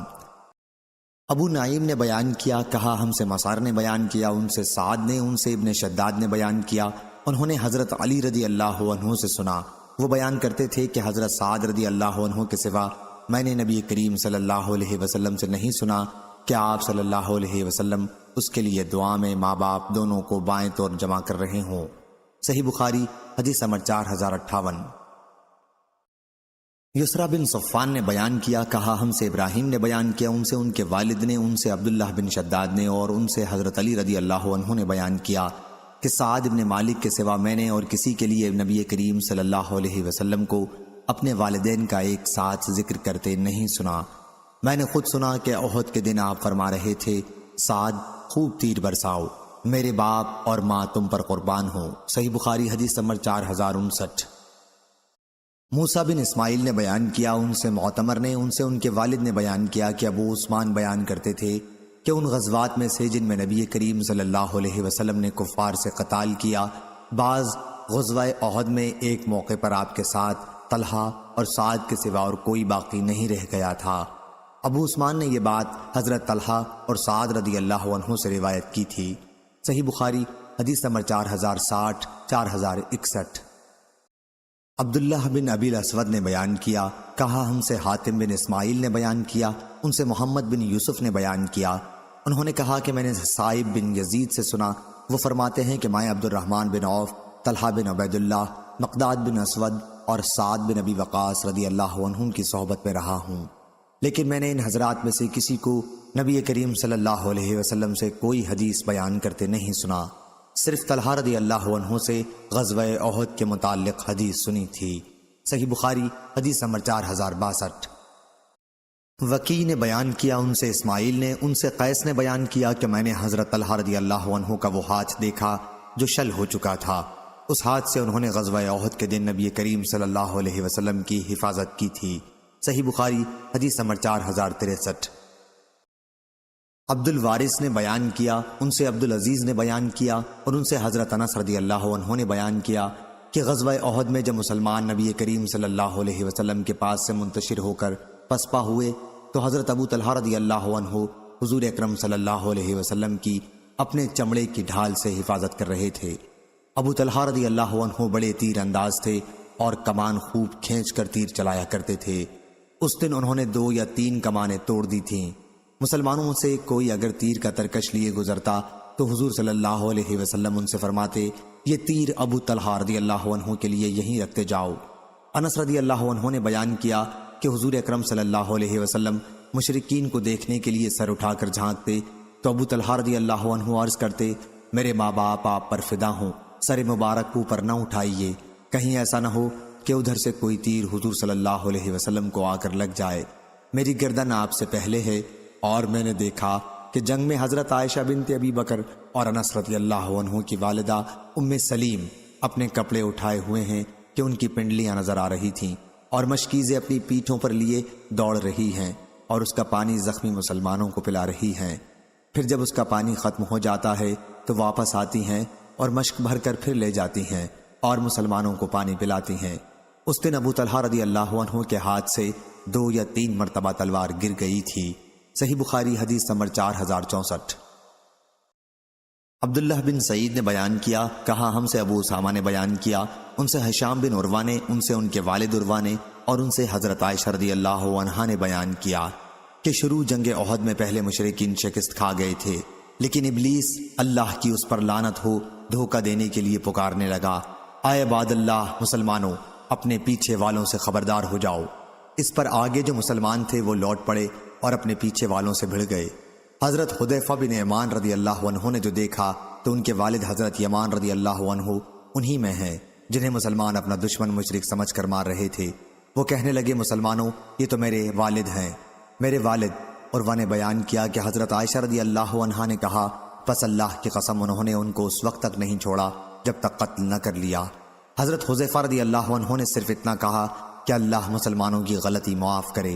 عروہ نے بیان کیا کہ اس کے بعد حضرت حذیفہ رضی اللہ عنہ برابر مغفرت کی دعا کرتے رہے یہاں تک کہ وہ اللہ سے جا ملے۔ بصرت یعنی میں دل کی آنکھوں سے کام کو سمجھتا ہوں، اور ابصرت آنکھوں سے دیکھنے کے لیے استعمال ہوتا ہے۔ یہ بھی کہا گیا ہے کہ بصرت اور ابصرت کے ایک ہی معنی ہیں۔ ابصرت دل کی آنکھوں سے دیکھنا ہے اور ابصرت ظاہر کی آنکھوں سے دیکھنا مراد ہے۔ صحیح بخاری حدیث نمبر 4065۔ ابو حمزہ نے خبر دی، ان سے عثمان بن موہب نے بیان کیا کہ ایک صاحب بیت اللہ کے حج کے لیے آئے تھے، دیکھا کہ کچھ لوگ بیٹھے ہوئے ہیں، پوچھا کہ یہ بیٹھے ہوئے کون لوگ ہیں؟ لوگوں نے بتایا کہ یہ قریش ہیں۔ پوچھا کہ ان میں شیخ کون ہیں؟ بتایا کہ ابن عمر رضی اللہ عنہ۔ وہ صاحب ابن عمر رضی اللہ عنہ کے پاس آئے اور ان سے کہا کہ میں آپ سے ایک بات پوچھتا ہوں، آپ مجھ سے واقعات صحیح بیان کر دیجئے۔ اس گھر کی حرمت کی قسم دے کر میں آپ سے پوچھتا ہوں کہ آپ کو معلوم ہے کہ عثمان رضی اللہ عنہ نے غزوہ احد کے موقع پر پسپائی اختیار کی تھی؟ انہوں نے کہا ہاں صحیح ہے۔ انہوں نے پوچھا آپ کو یہ بھی معلوم ہے کہ عثمان رضی اللہ عنہ بدر کی لڑائی میں شریک نہیں تھے؟ کہا کہ ہاں۔ اور آپ کو یہ بھی معلوم ہے کہ وہ بیعت رضوان صلح حدیبیہ میں بھی پیچھے رہ گئے تھے اور حاضر نہ ہو سکے تھے؟ انہوں نے کہا کہ ہاں یہ بھی صحیح ہے۔ اس پر ان صاحب نے مارے خوشی کہ اللہ اکبر کہا، لیکن ابن عمر رضی اللہ عنہ نے کہا یہاں آؤ میں تمہیں بتاؤں گا، اور جو سوالات تم نے کیے ہیں ان کی میں تمہارے سامنے تفصیل بیان کر دوں گا۔ احد کی لڑائی میں فرار سے متعلق جو تم نے کہا تو میں گواہی دیتا ہوں کہ اللہ تعالیٰ نے ان کی غلطی معاف کر دی ہے۔ بدر کی لڑائی میں ان کے نہ ہونے کے متعلق جو تم نے کہا تو اس کی وجہ یہ تھی کہ ان کے نکاح میں رسول اللہ کی صاحبزادی رقیہ رضی اللہ عنہا تھیں اور وہ بیمار تھیں۔ آپ نے فرمایا تھا کہ تمہیں اس شخص کے برابر ثواب ملے گا جو بدر کی لڑائی میں شریک ہوگا، اور اسی کے برابر مال غنیمت سے حصہ بھی ملے گا۔ بیعت رضوان میں ان کی عدم شرکت کا جہاں تک سوال ہے تو وادی مکہ میں عثمان بن عفان رضی اللہ عنہ سے زیادہ کوئی شخص ہر دل عزیز ہوتا تو حضور صلی اللہ علیہ وسلم ان کے بجائے اسی کو بھیجتے، اس لیے حضرت عثمان رضی اللہ عنہ کو وہاں بھیجنا پڑا، اور بیعت رضوان اس وقت ہوئی جب وہ مکے میں تھے بیعت لیتے ہوئے۔ حضرت صلی اللہ علیہ وسلم نے اپنے داہنے ہاتھ کو اٹھا کر فرمایا یہ عثمان رضی اللہ عنہ کا ہاتھ ہے، اور اسے اپنے بائیں ہاتھ پر مار کر فرمایا کہ یہ بیعت عثمان رضی اللہ عنہ کی طرف سے ہے، اب جا سکتے ہو، البتہ میری باتوں کو یاد رکھنا۔ صحیح بخاری حدیث نمبر 4066۔ عمر بن خالد نے بیان کیا، کہا ہم سے زہیر نے بیان کیا، کہا ہم سے ابو اسحاق نے بیان کیا، کہا کہ میں نے حضرت براء بن عازب رضی اللہ عنہ سے سنا، انہوں نے بیان کیا کہ غزوہ احد کے موقع پر رسول کریم صلی اللہ علیہ وسلم نے تیر اندازوں کے پیدل دستے کا امیر عبداللہ بن جبیر رضی اللہ عنہ کو بنایا تھا، لیکن وہ لوگ شکست خوردہ ہو کر آئے۔ آیت والرسول یدعوکم فی اخرکم انہی کے بارے میں نازل ہوئی تھی، اور یہ ہزیمت اس وقت پیش آئی جبکہ رسول اللہ صلی اللہ علیہ وسلم ان کو پیچھے سے پکار رہے تھے۔ صحیح بخاری حدیث نمبر 4067۔ یزید بن زری نے بیان کیا، ان سے سعید نے بیان کیا، انہوں نے قتادہ سے سنا اور ان سے انس رضی اللہ عنہ نے اور ان سے ابو طلحہ رضی اللہ عنہ نے بیان کیا کہ میں ان لوگوں میں تھا جنہیں غزوہ احد کے موقع پر اونگ نے آ گھیرا تھا، اور اسی حالت میں میری تلوار کئی مرتبہ ہاتھ سے چھوٹ کر بے اختیار گر پڑی تھی۔ میں اسے اٹھا لیتا، پھر گر جاتی، اور میں اسے پھر اٹھا لیتا۔ صحیح بخاری حدیث نمبر 4068۔ عبداللہ نے خبر دی، کہا ہم کو معمر نے خبر دی، انہیں زہری نے، انہیں سالم نے اپنے والد عبداللہ بن عمر رضی اللہ عنہ سے کہ انہوں نے رسول اللہ صلی اللہ علیہ وسلم سے سنا جب آن حضرت صلی اللہ علیہ وسلم فجر کی آخری رکعت کی رکوع سے سر مبارک اٹھاتے تو یہ دعا کرتے، اے اللہ فلاں فلاں اور فلاں، یعنی صفوان بن امیہ، سہیل بن عمرو اور حارث بن حشام کو اپنی رحمت سے دور کر دے۔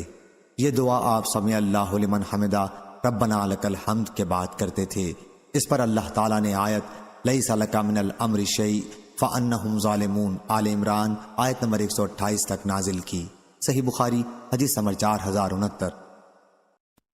حنظلہ بن ابی سفیان سے روایت ہے، انہوں نے بیان کیا کہ میں نے سالم بن عبداللہ سے سنا، وہ بیان کرتے تھے کہ رسول اللہ صلی اللہ علیہ وسلم صفوان بن امیہ، سہیل بن عمرو اور حارث بن حشام کے لیے بد دعا کرتے تھے۔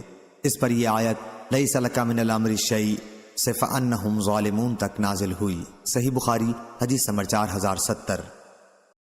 لیث نے بیان کیا، ان سے یونس نے بیان کیا، ان سے ابن شہاب نے بیان کیا کہ ثعلبہ بن ابی مالک نے بیان کیا کہ حضرت عمر بن خطاب رضی اللہ عنہ نے مدینہ کی خواتین میں چادریں تقسیم کروائیں۔ ایک عمدہ قسم کی چادر باقی بچ گئی تو ایک صاحب نے جو وہیں موجود تھے عرض کیا، یا امیر المومنین، یہ چادر رسول اللہ صلی اللہ علیہ وسلم کے نواسی کو دے دیجئے جو آپ کے نکاح میں ہیں۔ ان کا اشارہ حضرت ام کلثوم بنت علی رضی اللہ عنہ کی طرف تھا، لیکن حضرت عمر رضی اللہ عنہ بولے کہ حضرت ام سلیط رضی اللہ عنہ ان سے زیادہ مستحق ہیں۔ حضرت ام سلیط رضی اللہ عنہ کا تعلق قبیلہ انصار سے تھا اور انہوں نے رسول اللہ صلی اللہ علیہ وسلم سے بیعت کی تھی۔ حضرت عمر رضی اللہ عنہ نے کہا کہ غزوہ احد میں وہ ہمارے لیے پانی کی مشک بھر کر لاتی تھی۔ صحیح بخاری حدیث نمبر 4071۔ عبدالعزیز بن عبداللہ بن ابی سلمہ نے بیان کیا، ان سے عبداللہ بن فضل نے، ان سے سلیمان بن یسار نے، ان سے جعفر بن عمرو بن امیہ زمری رضی اللہ عنہ نے بیان کیا کہ میں عبید اللہ بن عدی بن خیار رضی اللہ عنہ کے ساتھ روانہ ہوا، اور جب حمص پہنچے تو مجھ سے عبید اللہ رضی اللہ عنہ نے کہا، آپ کو وحشی ابن حرب ابشی جس نے غزوہ احد میں حمزہ رضی اللہ عنہ کو قتل کیا اور ہندہ زوجہ ابو سفیان نے ان کی لاش کا مسئلہ کیا تھا سے تعارف ہے، ہم چل کے ان سے حمزہ رضی اللہ عنہ کی شہادت کے بارے میں معلوم کرتے ہیں۔ میں نے کہا کہ ٹھیک ہے، ضرور چلو۔ وحشی حمص میں موجود تھا، چنانچہ ہم نے لوگوں سے ان کے بارے میں معلوم کیا تو ہمیں بتایا گیا کہ وہ اپنے مکان کے سائے میں بیٹھے ہوئے ہیں جیسے کوئی بڑا سا کپا ہو۔ انہوں نے بیان کیا کہ پھر ہم ان کے پاس آئے اور تھوڑی دیر ان کے پاس کھڑے رہے، پھر سلام کیا تو انہوں نے سلام کا جواب دیا۔ بیان کیا کہ عبید اللہ نے اپنے امامہ کو جسم پر اس طرح لپیٹ رکھا تھا کہ وحشی صرف ان کی آنکھیں اور پاؤں دیکھ سکتے تھے۔ عبید اللہ نے پوچھا، اے وحشی، کیا تم نے مجھے پہچانا؟ راوی نے بیان کیا کہ پھر اس نے عبید اللہ کو دیکھا اور کہا کہ نہیں، خدا کی قسم، البتہ میں اتنا جانتا ہوں کہ عدی بن خیار نے ایک عورت سے نکاح کیا تھا، اسے ام قتال بنت ابی العائص کہا جاتا تھا۔ پھر مکے میں اس کے یہاں ایک بچہ پیدا ہوا اور میں اس کے لیے کسی اناج کی تلاش کے لیے گیا تھا، پھر میں اس بچے کو اس کی رضائی ماں کے پاس لے گیا اور اس کی والدہ بھی ساتھ تھی، غالباً میں نے تمہارے پاؤں دیکھے تھے۔ بیان کیا کہ اس پر عبید اللہ بن عدی رضی اللہ عنہ نے اپنے چہرے سے کپڑا ہٹا لیا اور کہا، ہمیں تم حمزہ رضی اللہ عنہ کی شہادت کے واقعات بتا سکتے ہو؟ انہوں نے کہا کہ ہاں۔ بات یہ ہوئی کہ بدر کی لڑائی میں حضرت حمزہ رضی اللہ عنہ نے طعیمہ بن عدی بن خیار کو قتل کیا تھا۔ میرے آقا جبیر بن مطعم نے مجھ سے کہا کہ اگر تم نے حمزہ رضی اللہ عنہ کو میرے چچا طعیمہ کے بدلے میں قتل کر دیا تو تم آزاد ہو جاؤ گے۔ انہوں نے بتایا کہ پھر جب قریش عینین کی جنگ کے لیے نکلے، عینین احد کی ایک پہاڑی ہے اور اس کے اور احد کے درمیان ایک وادی حائل ہے، تو میں بھی ان کے ساتھ جنگ کے ارادے سے ہو لیا۔ جب دونوں فوجیں آمنے سامنے لڑنے کے لیے صف آرا ہوئیں تو قریش کی صف میں سے صبا بن عبد العزا نکلا اور اس نے آواز دی، ہے کوئی لڑنے والا؟ بیان کیا کہ اس کی اس دعوت مبارزت پر امیر حمزہ بن عبد المطلب رضی اللہ عنہ نکل کر آئے اور فرمایا، اے صبا، اے ام انمار کے بیٹے جو عورتوں کے ختنے کیا کرتی تھی، تو اللہ اور اس کے رسول سے لڑنے آیا ہے۔ بیان کیا کہ پھر حمزہ رضی اللہ عنہ نے اس پر حملہ کیا اور اسے قتل کر دیا۔ اب وہ واقعہ گزرے ہوئے دن کی طرح ہو چکا تھا۔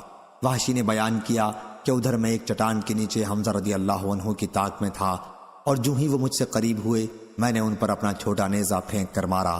نیزہ ان کی ناف کے نیچے جا کر لگا اور ان کی سیرین کے پار ہو گیا۔ بیان کیا کہ یہی ان کی شہادت کا سبب بنا۔ پھر قریش واپس ہوئے تو میں بھی ان کے ساتھ واپس آ گیا اور مکے میں مقیم رہا، لیکن جب مکہ بھی اسلامی سلطنت کے تحت آ گیا تو میں طائف چلا گیا۔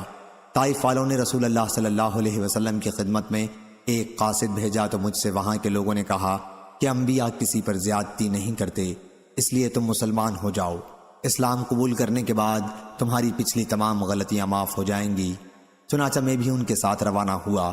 جب آن حضرت صلی اللہ علیہ وسلم کی خدمت میں پہنچا اور آپ نے مجھے دیکھا تو دریافت فرمایا، کیا تمہارا ہی نام وحشی ہے؟ میں نے عرض کیا کہ جی ہاں۔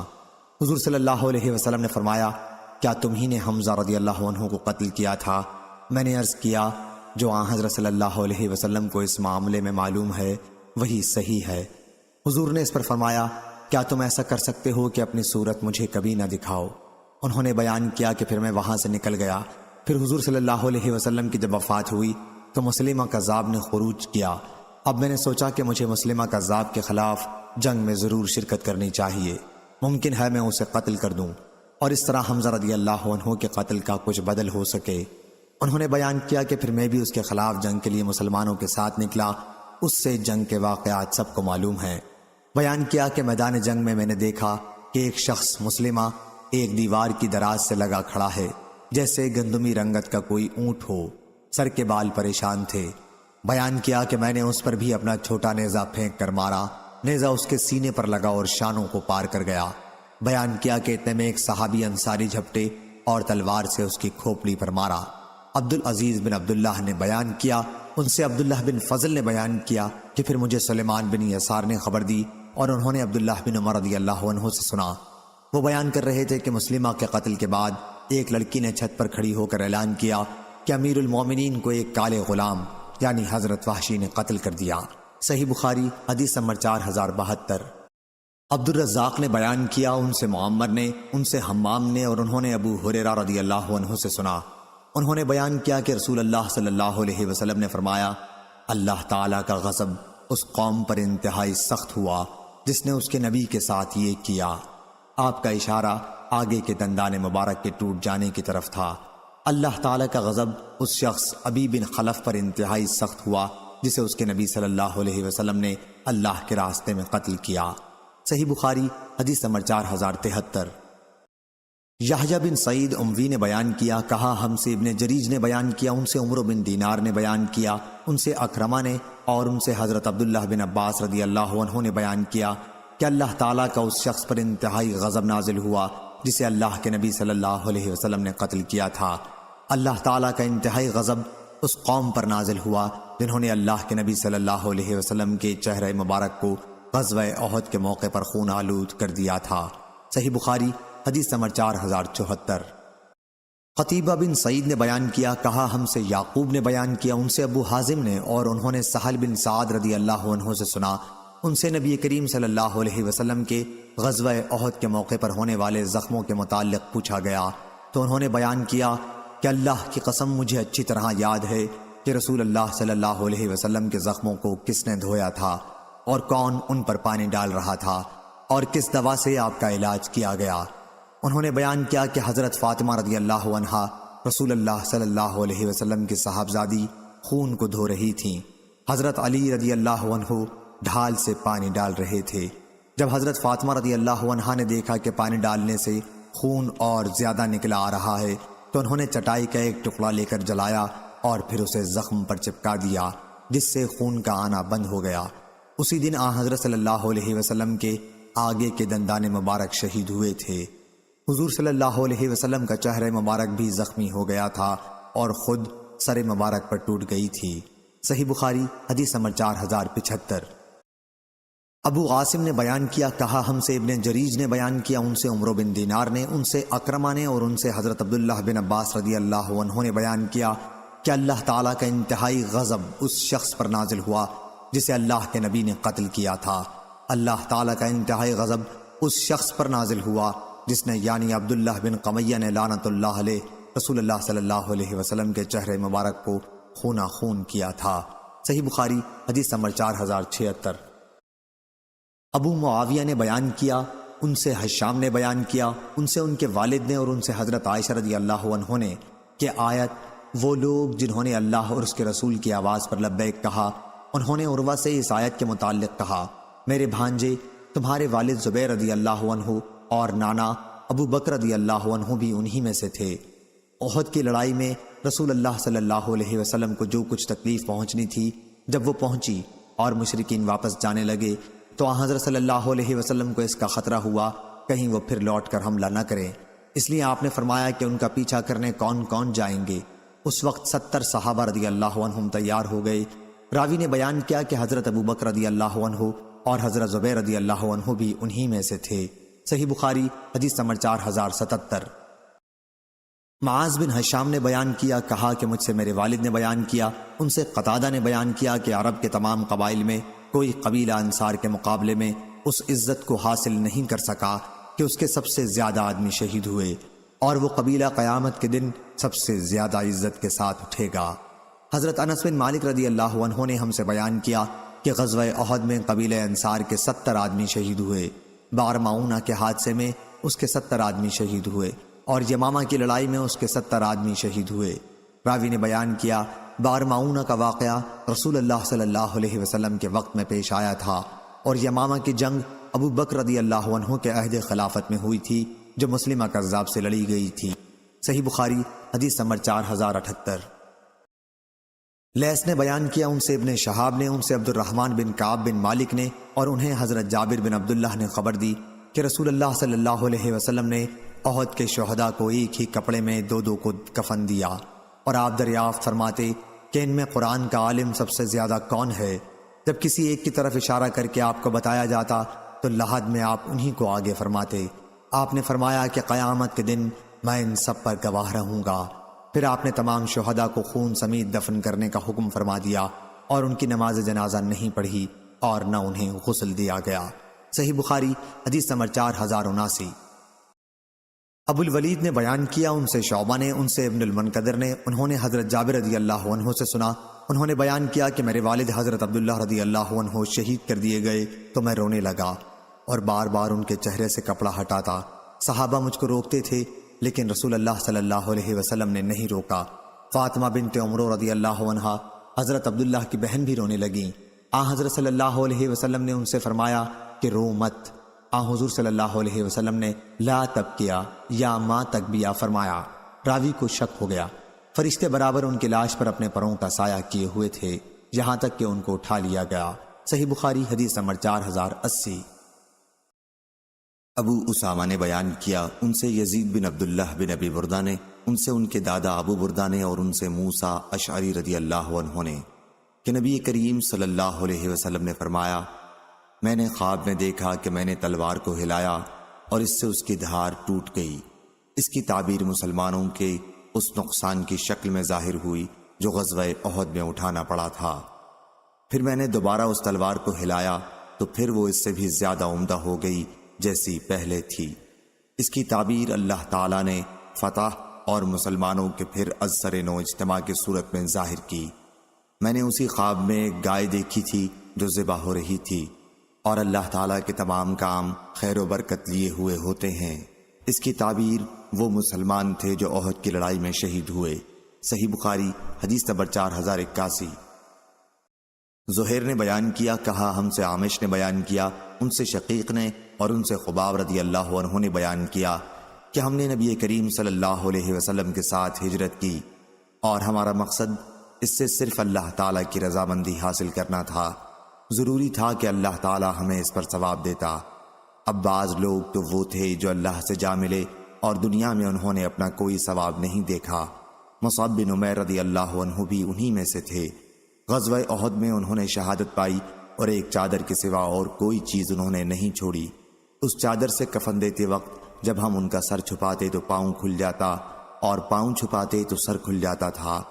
آپ صلی اللہ علیہ وسلم نے ہم سے فرمایا کہ چادر سے سر چھپا دو اور پاؤں پر ازخر گھاس ڈال دو، یا آپ نے یوں فرمایا کہ القوا علی رجلہ من الازخر، یعنی ان کے پیروں پر ازخر گھاس ڈال دو۔ دونوں جملوں کا مطلب ایک ہی ہے، اور ہم میں بعض وہ ہیں جنہیں ان کے اس عمل کا پھل اسی دنیا میں دے دیا گیا اور وہ اس سے خوب فائدہ اٹھا رہے ہیں۔ صحیح بخاری حدیث نمبر 4082۔ نصر بن علی نے بیان کیا، کہا کہ مجھے میرے والد نے خبر دی، انہیں قرہ بن خالد نے، انہیں قتادہ نے، اور انہوں نے حضرت انس رضی اللہ عنہ سے سنا کہ نبی کریم صلی اللہ علیہ وسلم نے فرمایا، احد پہاڑ ہم سے محبت رکھتا ہے اور ہم اس سے محبت رکھتے ہیں۔ صحیح بخاری حدیث نمبر 4083۔ امام مالک نے خبر دی، انہیں مطلب کے غلام عمرو بن ابی عمرو نے، اور انہیں انس بن مالک رضی اللہ عنہ نے، کہ رسول اللہ صلی اللہ علیہ وسلم کو خیبر سے واپس ہوتے ہوئے احد پہاڑ دکھائی دیا تو آپ نے فرمایا، یہ پہاڑ ہم سے محبت رکھتا ہے اور ہم اس سے محبت رکھتے ہیں۔ اے اللہ، ابراہیم علیہ السلام نے مکہ کو حرمت والا شہر قرار دیا تھا، اور میں ان دو پتھریلے میدانوں کے درمیان علاقے مدینہ منورہ کو حرمت والا شہر قرار دیتا ہوں۔ صحیح بخاری حدیث نمبر 4084۔ لیث بن سعد نے بیان کیا، ان سے یزید بن ابی حبیب نے، ان سے ابو الخیر نے، اور ان سے حضرت عقبہ بن عامر رضی اللہ عنہ نے، کہ نبی کریم صلی اللہ علیہ وسلم ایک دن باہر تشریف لائے اور شہدائے احد پر نماز جنازہ ادا کی جیسے مردوں پر ادا کی جاتی ہے۔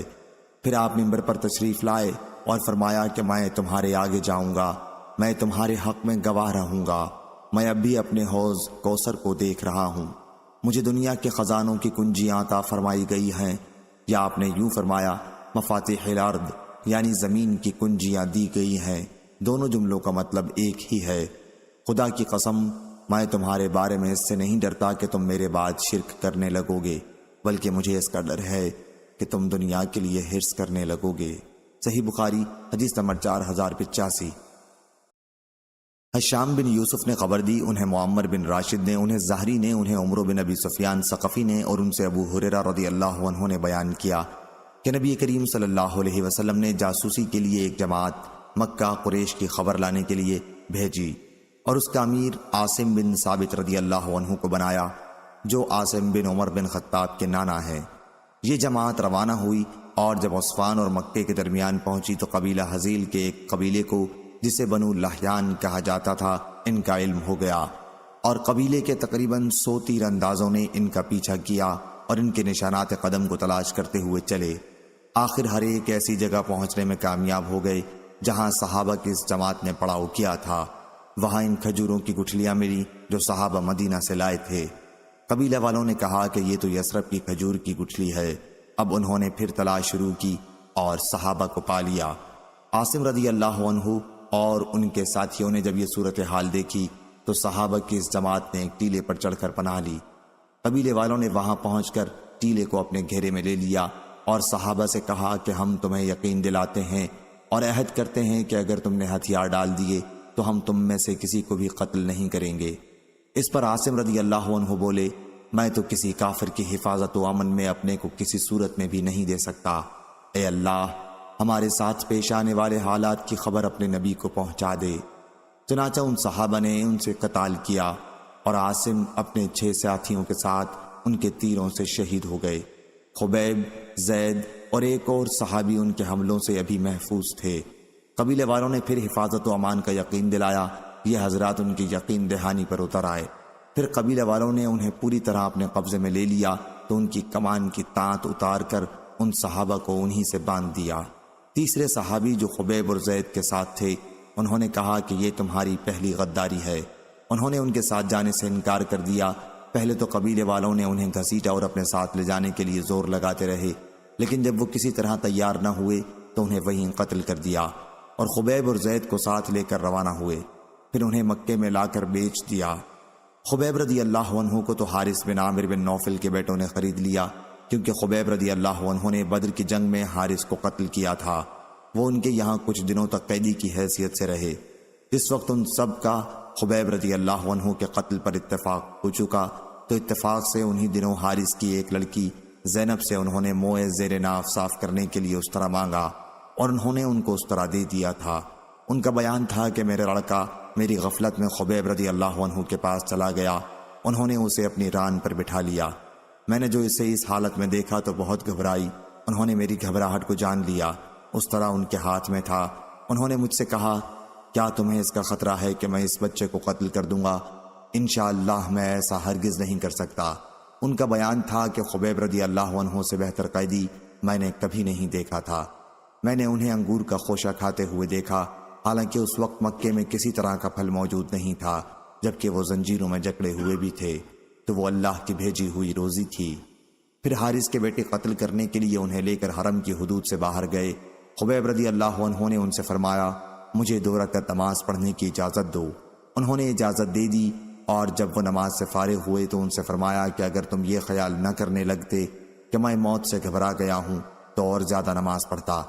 خبیب رضی اللہ عنہ ہی پہلے وہ شخص ہیں جن سے قتل سے پہلے 2 رکعت نماز کا طریقہ چلا ہے۔ اس کے بعد انہوں نے ان کے لیے بد دعا کی، اے اللہ انہیں ایک ایک کر کے ہلاک کر دے، اور یہ اشعار پڑھے، جبکہ میں مسلمان ہونے کی حالت میں قتل کیا جا رہا ہوں تو مجھے اس کی کوئی پرواہ نہیں کہ کس پہلو پر اللہ کی راہ میں مجھے قتل کیا جائے گا۔ یہ سب کچھ اللہ کی راہ میں ہے، اور اگر وہ چاہے گا تو جسم کے ایک ایک کٹے ہوئے ٹکڑے میں برکت دے گا۔ پھر عقبہ بن حارث نے کھڑے ہو کر انہیں شہید کر دیا، اور قریش نے عاصم رضی اللہ عنہ کی لاش کے لیے آدمی بھیجے تاکہ ان کے جسم کا کوئی بھی حصہ لائیں جس سے انہیں پہچانا جا سکے۔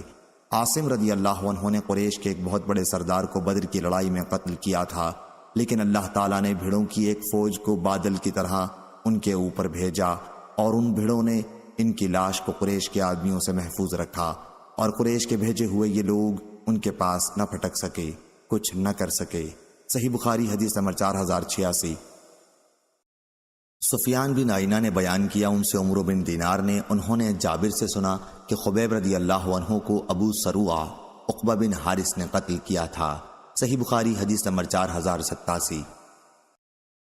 ابو معمر نے بیان کیا، کہا ہم سے عبد الوارث بن سعید نے بیان کیا، کہا ہم سے عبد العزیز بن صہیب نے بیان کیا، ان سے انس بن مالک رضی اللہ عنہ نے بیان کیا کہ نبی کریم صلی اللہ علیہ وسلم نے 70 صحابہ کی ایک جماعت تبلیغ اسلام کے لیے بھیجی تھی، انہیں قاری کہا جاتا تھا۔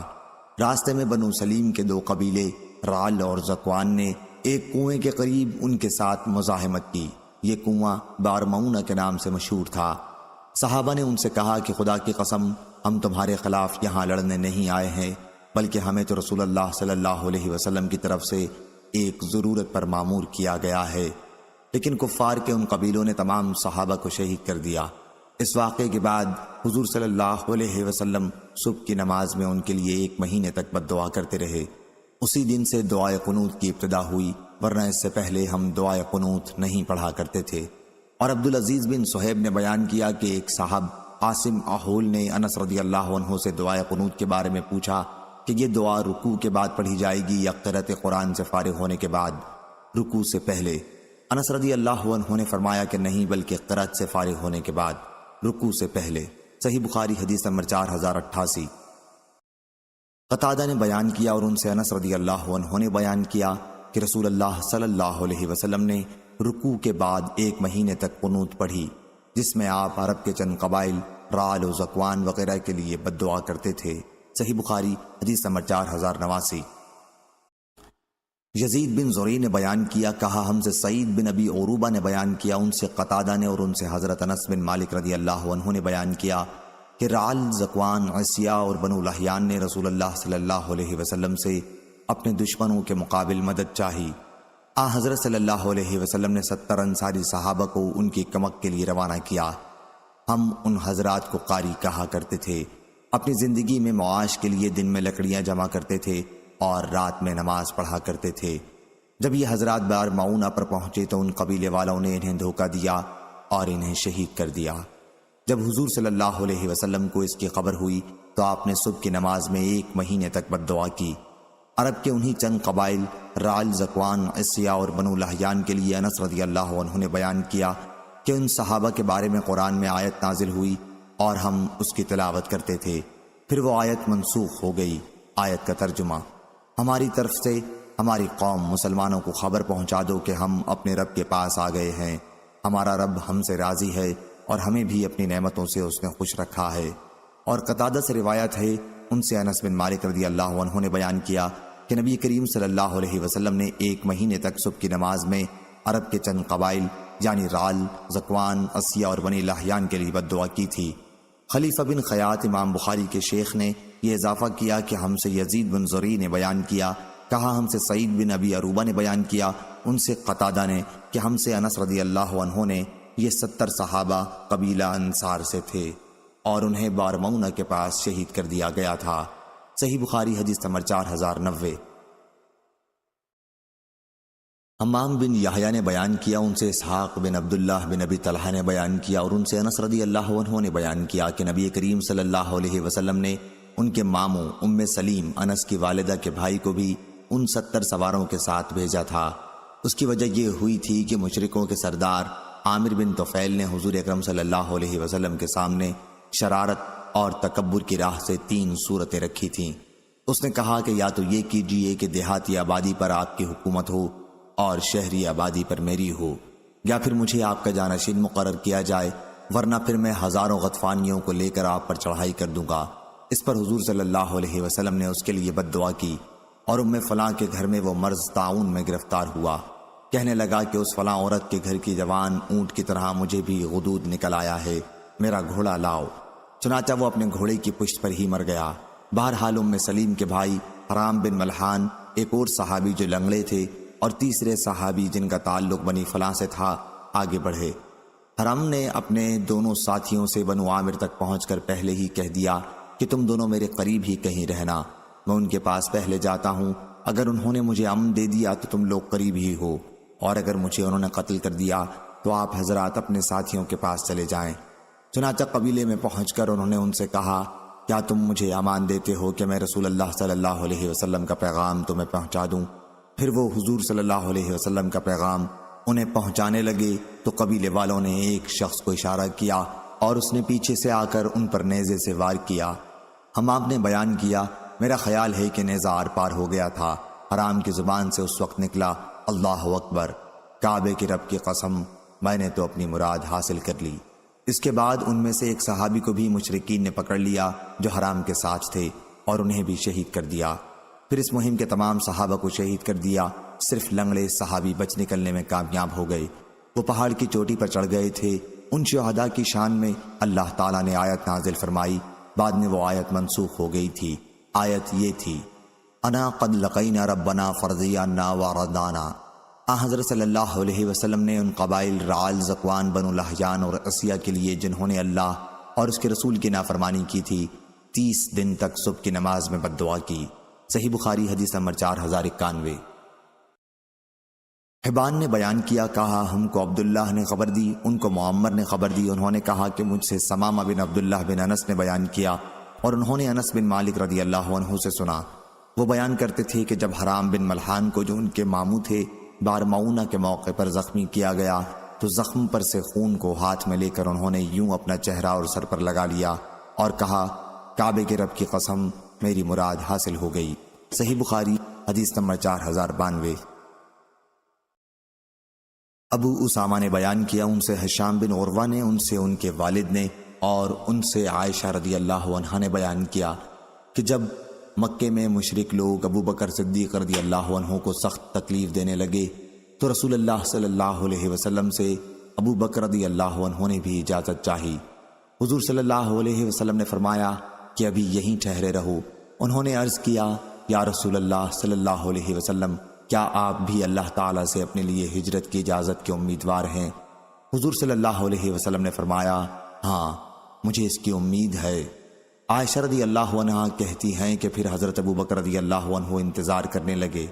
آخر حضور صلی اللہ علیہ وسلم ایک دن ظہر کے وقت ہمارے گھر تشریف لائے اور ابو بکر رضی اللہ عنہ کو پکارا اور فرمایا کہ تخلیہ کر لو۔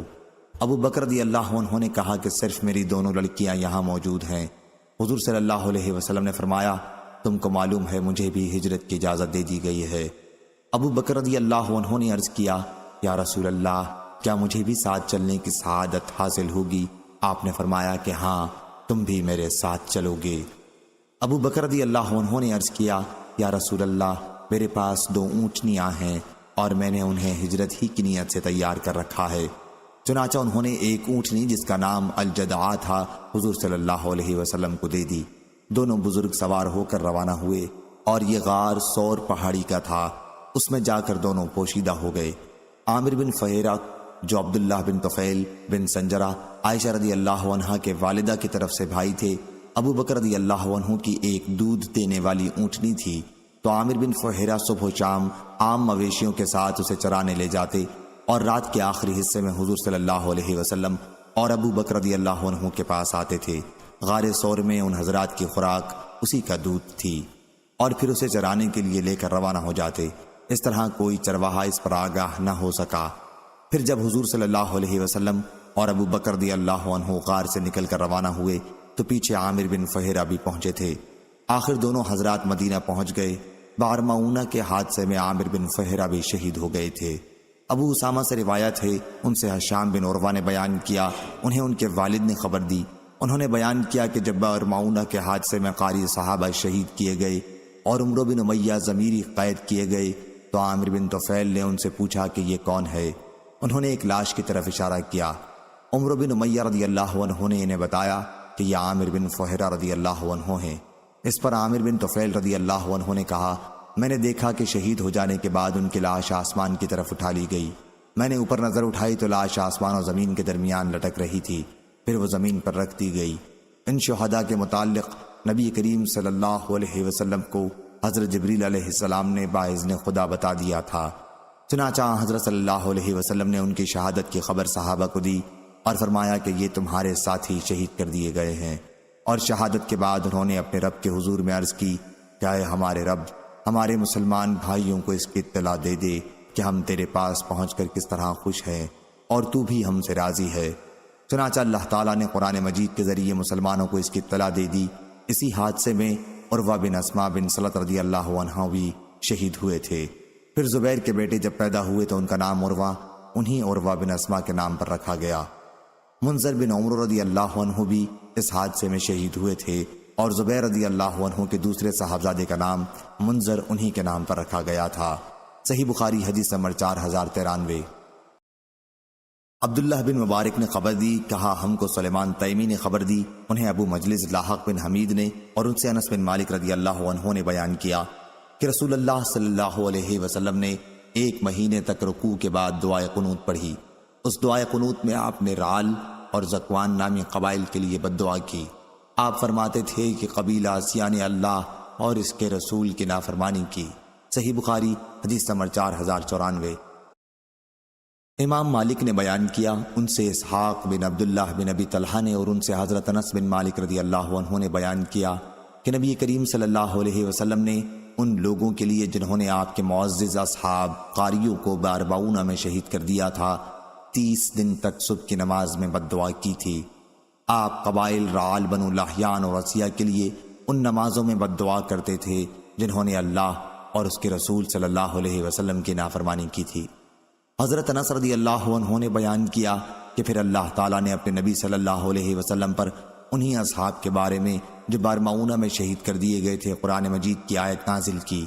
ہم اس آیت کی تلاوت کیا کرتے تھے لیکن بعد میں وہ آیت منسوخ ہو گئی۔ اس آیت کا ترجمہ یہ ہے، ہماری قوم کو خبر پہنچا دو کہ ہم اپنے رب سے عاملے ہیں، ہمارا رب ہم سے راضی ہے اور ہم بھی اس سے راضی ہیں۔ صحیح بخاری حدیث نمبر 4095۔ عبد الواحد بن زیاد نے بیان کیا، کہا ہم سے عاصب بن احول بن سلیمان نے بیان کیا، کہا کہ میں نے انس بن مالک رضی اللہ عنہ سے نماز میں قنوت کے بارے میں پوچھا کہ قنوت رکوع سے پہلے ہے یا رکوع کے بعد؟ انہوں نے کہا کہ رکوع سے پہلے۔ میں نے عرض کی کہ فلاں صاحب نے آپ ہی کا نام لے کر مجھے بتایا کہ قنوت رکوع کے بعد ہے۔ حضرت انس رضی اللہ عنہ نے کہا کہ انہوں نے غلط کہا، رسول اللہ صلی اللہ علیہ وسلم نے رکوع کے بعد صرف 1 مہینے تک قنوت پڑھی۔ آپ نے صحابہ رضی اللہ عنہم کی ایک جماعت کو جو قاریوں کے نام سے مشہور تھی اور جو 70 کی تعداد میں تھے مشرکین کے بعض قبائل کے یہاں بھیجا تھا۔ مشرکین کے ان قبائل نے حضور اکرم صلی اللہ علیہ وسلم کو ان صحابہ کے بارے میں پہلے حفظ و امان کا یقین دلایا تھا، لیکن بعد میں یہ لوگ صحابہ رضی اللہ عنہ کی اس جماعت پر غالب آ گئے اور غداری کی اور انہیں شہید کر دیا۔ رسول کریم صلی اللہ علیہ وسلم نے اسی موقع پر رکوع کے بعد 1 مہینے تک قنوت پڑھی تھی اور اس میں ان مشرکین کے لیے بد دعا کی تھی۔ صحیح بخاری حدیث نمبر 4096۔ یحییٰ بن سعید قطان نے بیان کیا، ان سے عبید اللہ عمری نے کہا کہ مجھے نافع نے خبر دی اور انہیں ابن عمر رضی اللہ عنہ نے کہ نبی کریم صلی اللہ علیہ وسلم کے سامنے اپنے آپ کو انہوں نے غزوہ احد کے موقع پر پیش کیا تاکہ لڑنے والوں میں انہیں بھی بھرتی کر لیا جائے۔ اس وقت وہ 14 سال کے تھے تو حضور صلی اللہ علیہ وسلم نے انہیں اجازت نہیں دی، لیکن غزوہ خندق کے موقع پر جب انہوں نے حضور صلی اللہ علیہ وسلم کے سامنے اپنے کو پیش کیا تو حضور صلی اللہ علیہ وسلم نے ان کو منظور فرما لیا۔ اس وقت وہ 15 سال کی عمر میں تھے۔ صحیح بخاری حدیث نمبر 4097۔ قتیبہ بن سعید نے بیان کیا، کہا ہم سے عبدالعزیز بن ابی حازم نے بیان کیا، ان سے ابو حازم نے اور ان سے سہل بن سعد رضی اللہ عنہ نے بیان کیا کہ ہم رسول اللہ صلی اللہ علیہ وسلم کے ساتھ خندق میں تھے۔ صحابہ رضی اللہ عنہم خندق کھود رہے تھے اور مٹی ہم اپنے کاندھوں پر اٹھا اٹھا کر ڈال رہے تھے۔ اس وقت حضور صلی اللہ علیہ وسلم نے دعا کی، اے اللہ، آخرت کی زندگی ہی بس آرام کی زندگی ہے، بس تو انصار اور مہاجرین کی مغفرت فرما۔ صحیح بخاری حدیث نمبر 4098۔ معاویہ بن عمرو نے بیان کیا، ان سے ابو اسحاق فزاری نے بیان کیا، ان سے حمید طویل نے، انہوں نے حضرت انس رضی اللہ عنہ سے سنا، وہ بیان کرتے تھے کہ رسول اللہ صلی اللہ علیہ وسلم خندق کی طرف تشریف لے گئے۔ آپ صلی اللہ علیہ وسلم نے ملاحظہ فرمایا کہ مہاجرین اور انصار سردی میں صبح سویرے ہی خندق کھود رہے ہیں، ان کے پاس غلام نہیں تھے کہ ان کے بجائے وہ اس کام کو انجام دیتے۔ جب حضور صلی اللہ علیہ وسلم نے ان کی اس مشقت اور بھوک کو دیکھا تو دعا کی، اے اللہ، زندگی تو بس آخرت ہی کی زندگی ہے، بس انصار اور مہاجرین کی مغفرت فرما۔ صحابہ کرام رضی اللہ عنہم نے اس کے جواب میں کہا، ہم ہی ہیں جنہوں نے محمد صلی اللہ علیہ وسلم سے جہاد کرنے کے لیے بیعت کی ہے جب تک ہماری جان میں جان ہے۔ صحیح بخاری حدیث نمبر 4099۔ عمر عقدی نے بیان کیا، کہا ہم سے عبد الوارث بن سعید نے بیان کیا، ان سے عبدالعزیز بن صہیب نے اور ان سے حضرت انس رضی اللہ عنہ نے بیان کیا کہ مدینہ کے گرد مہاجرین و انصار خندق کھودنے میں مصروف ہو گئے اور مٹی اپنی پیٹھ پر اٹھانے لگے۔ اس وقت وہ یہ شعر پڑھ رہے تھے، ہم نے ہی محمد صلی اللہ علیہ وسلم سے اسلام پر بیعت کی ہے جب تک ہماری جان میں جان ہے۔ انہوں نے بیان کیا کہ اس پر نبی کریم صلی اللہ علیہ وسلم نے دعا کی، اے اللہ، خیر تو صرف آخرت ہی کی خیر ہے، پس انصار اور مہاجرین کو تو برکت عطا فرما۔ انس رضی اللہ عنہ نے بیان کیا کہ ایک مٹھی جو آتا اور ان صحابہ کے لیے ایسے روغن میں جس کا مزہ بھی بگڑ چکا ہوتا ملا کر پکایا جاتا، یہی کھانا ان صحابہ کے سامنے رکھ دیا جاتا، صحابہ بھوکے ہوتے یہ ان کے حلق میں چپکتا اور اس میں بدبو ہوتی، گویا اس وقت ان کی خوراک کا بھی یہ حال تھا۔ صحیح بخاری حدیث نمبر 4100۔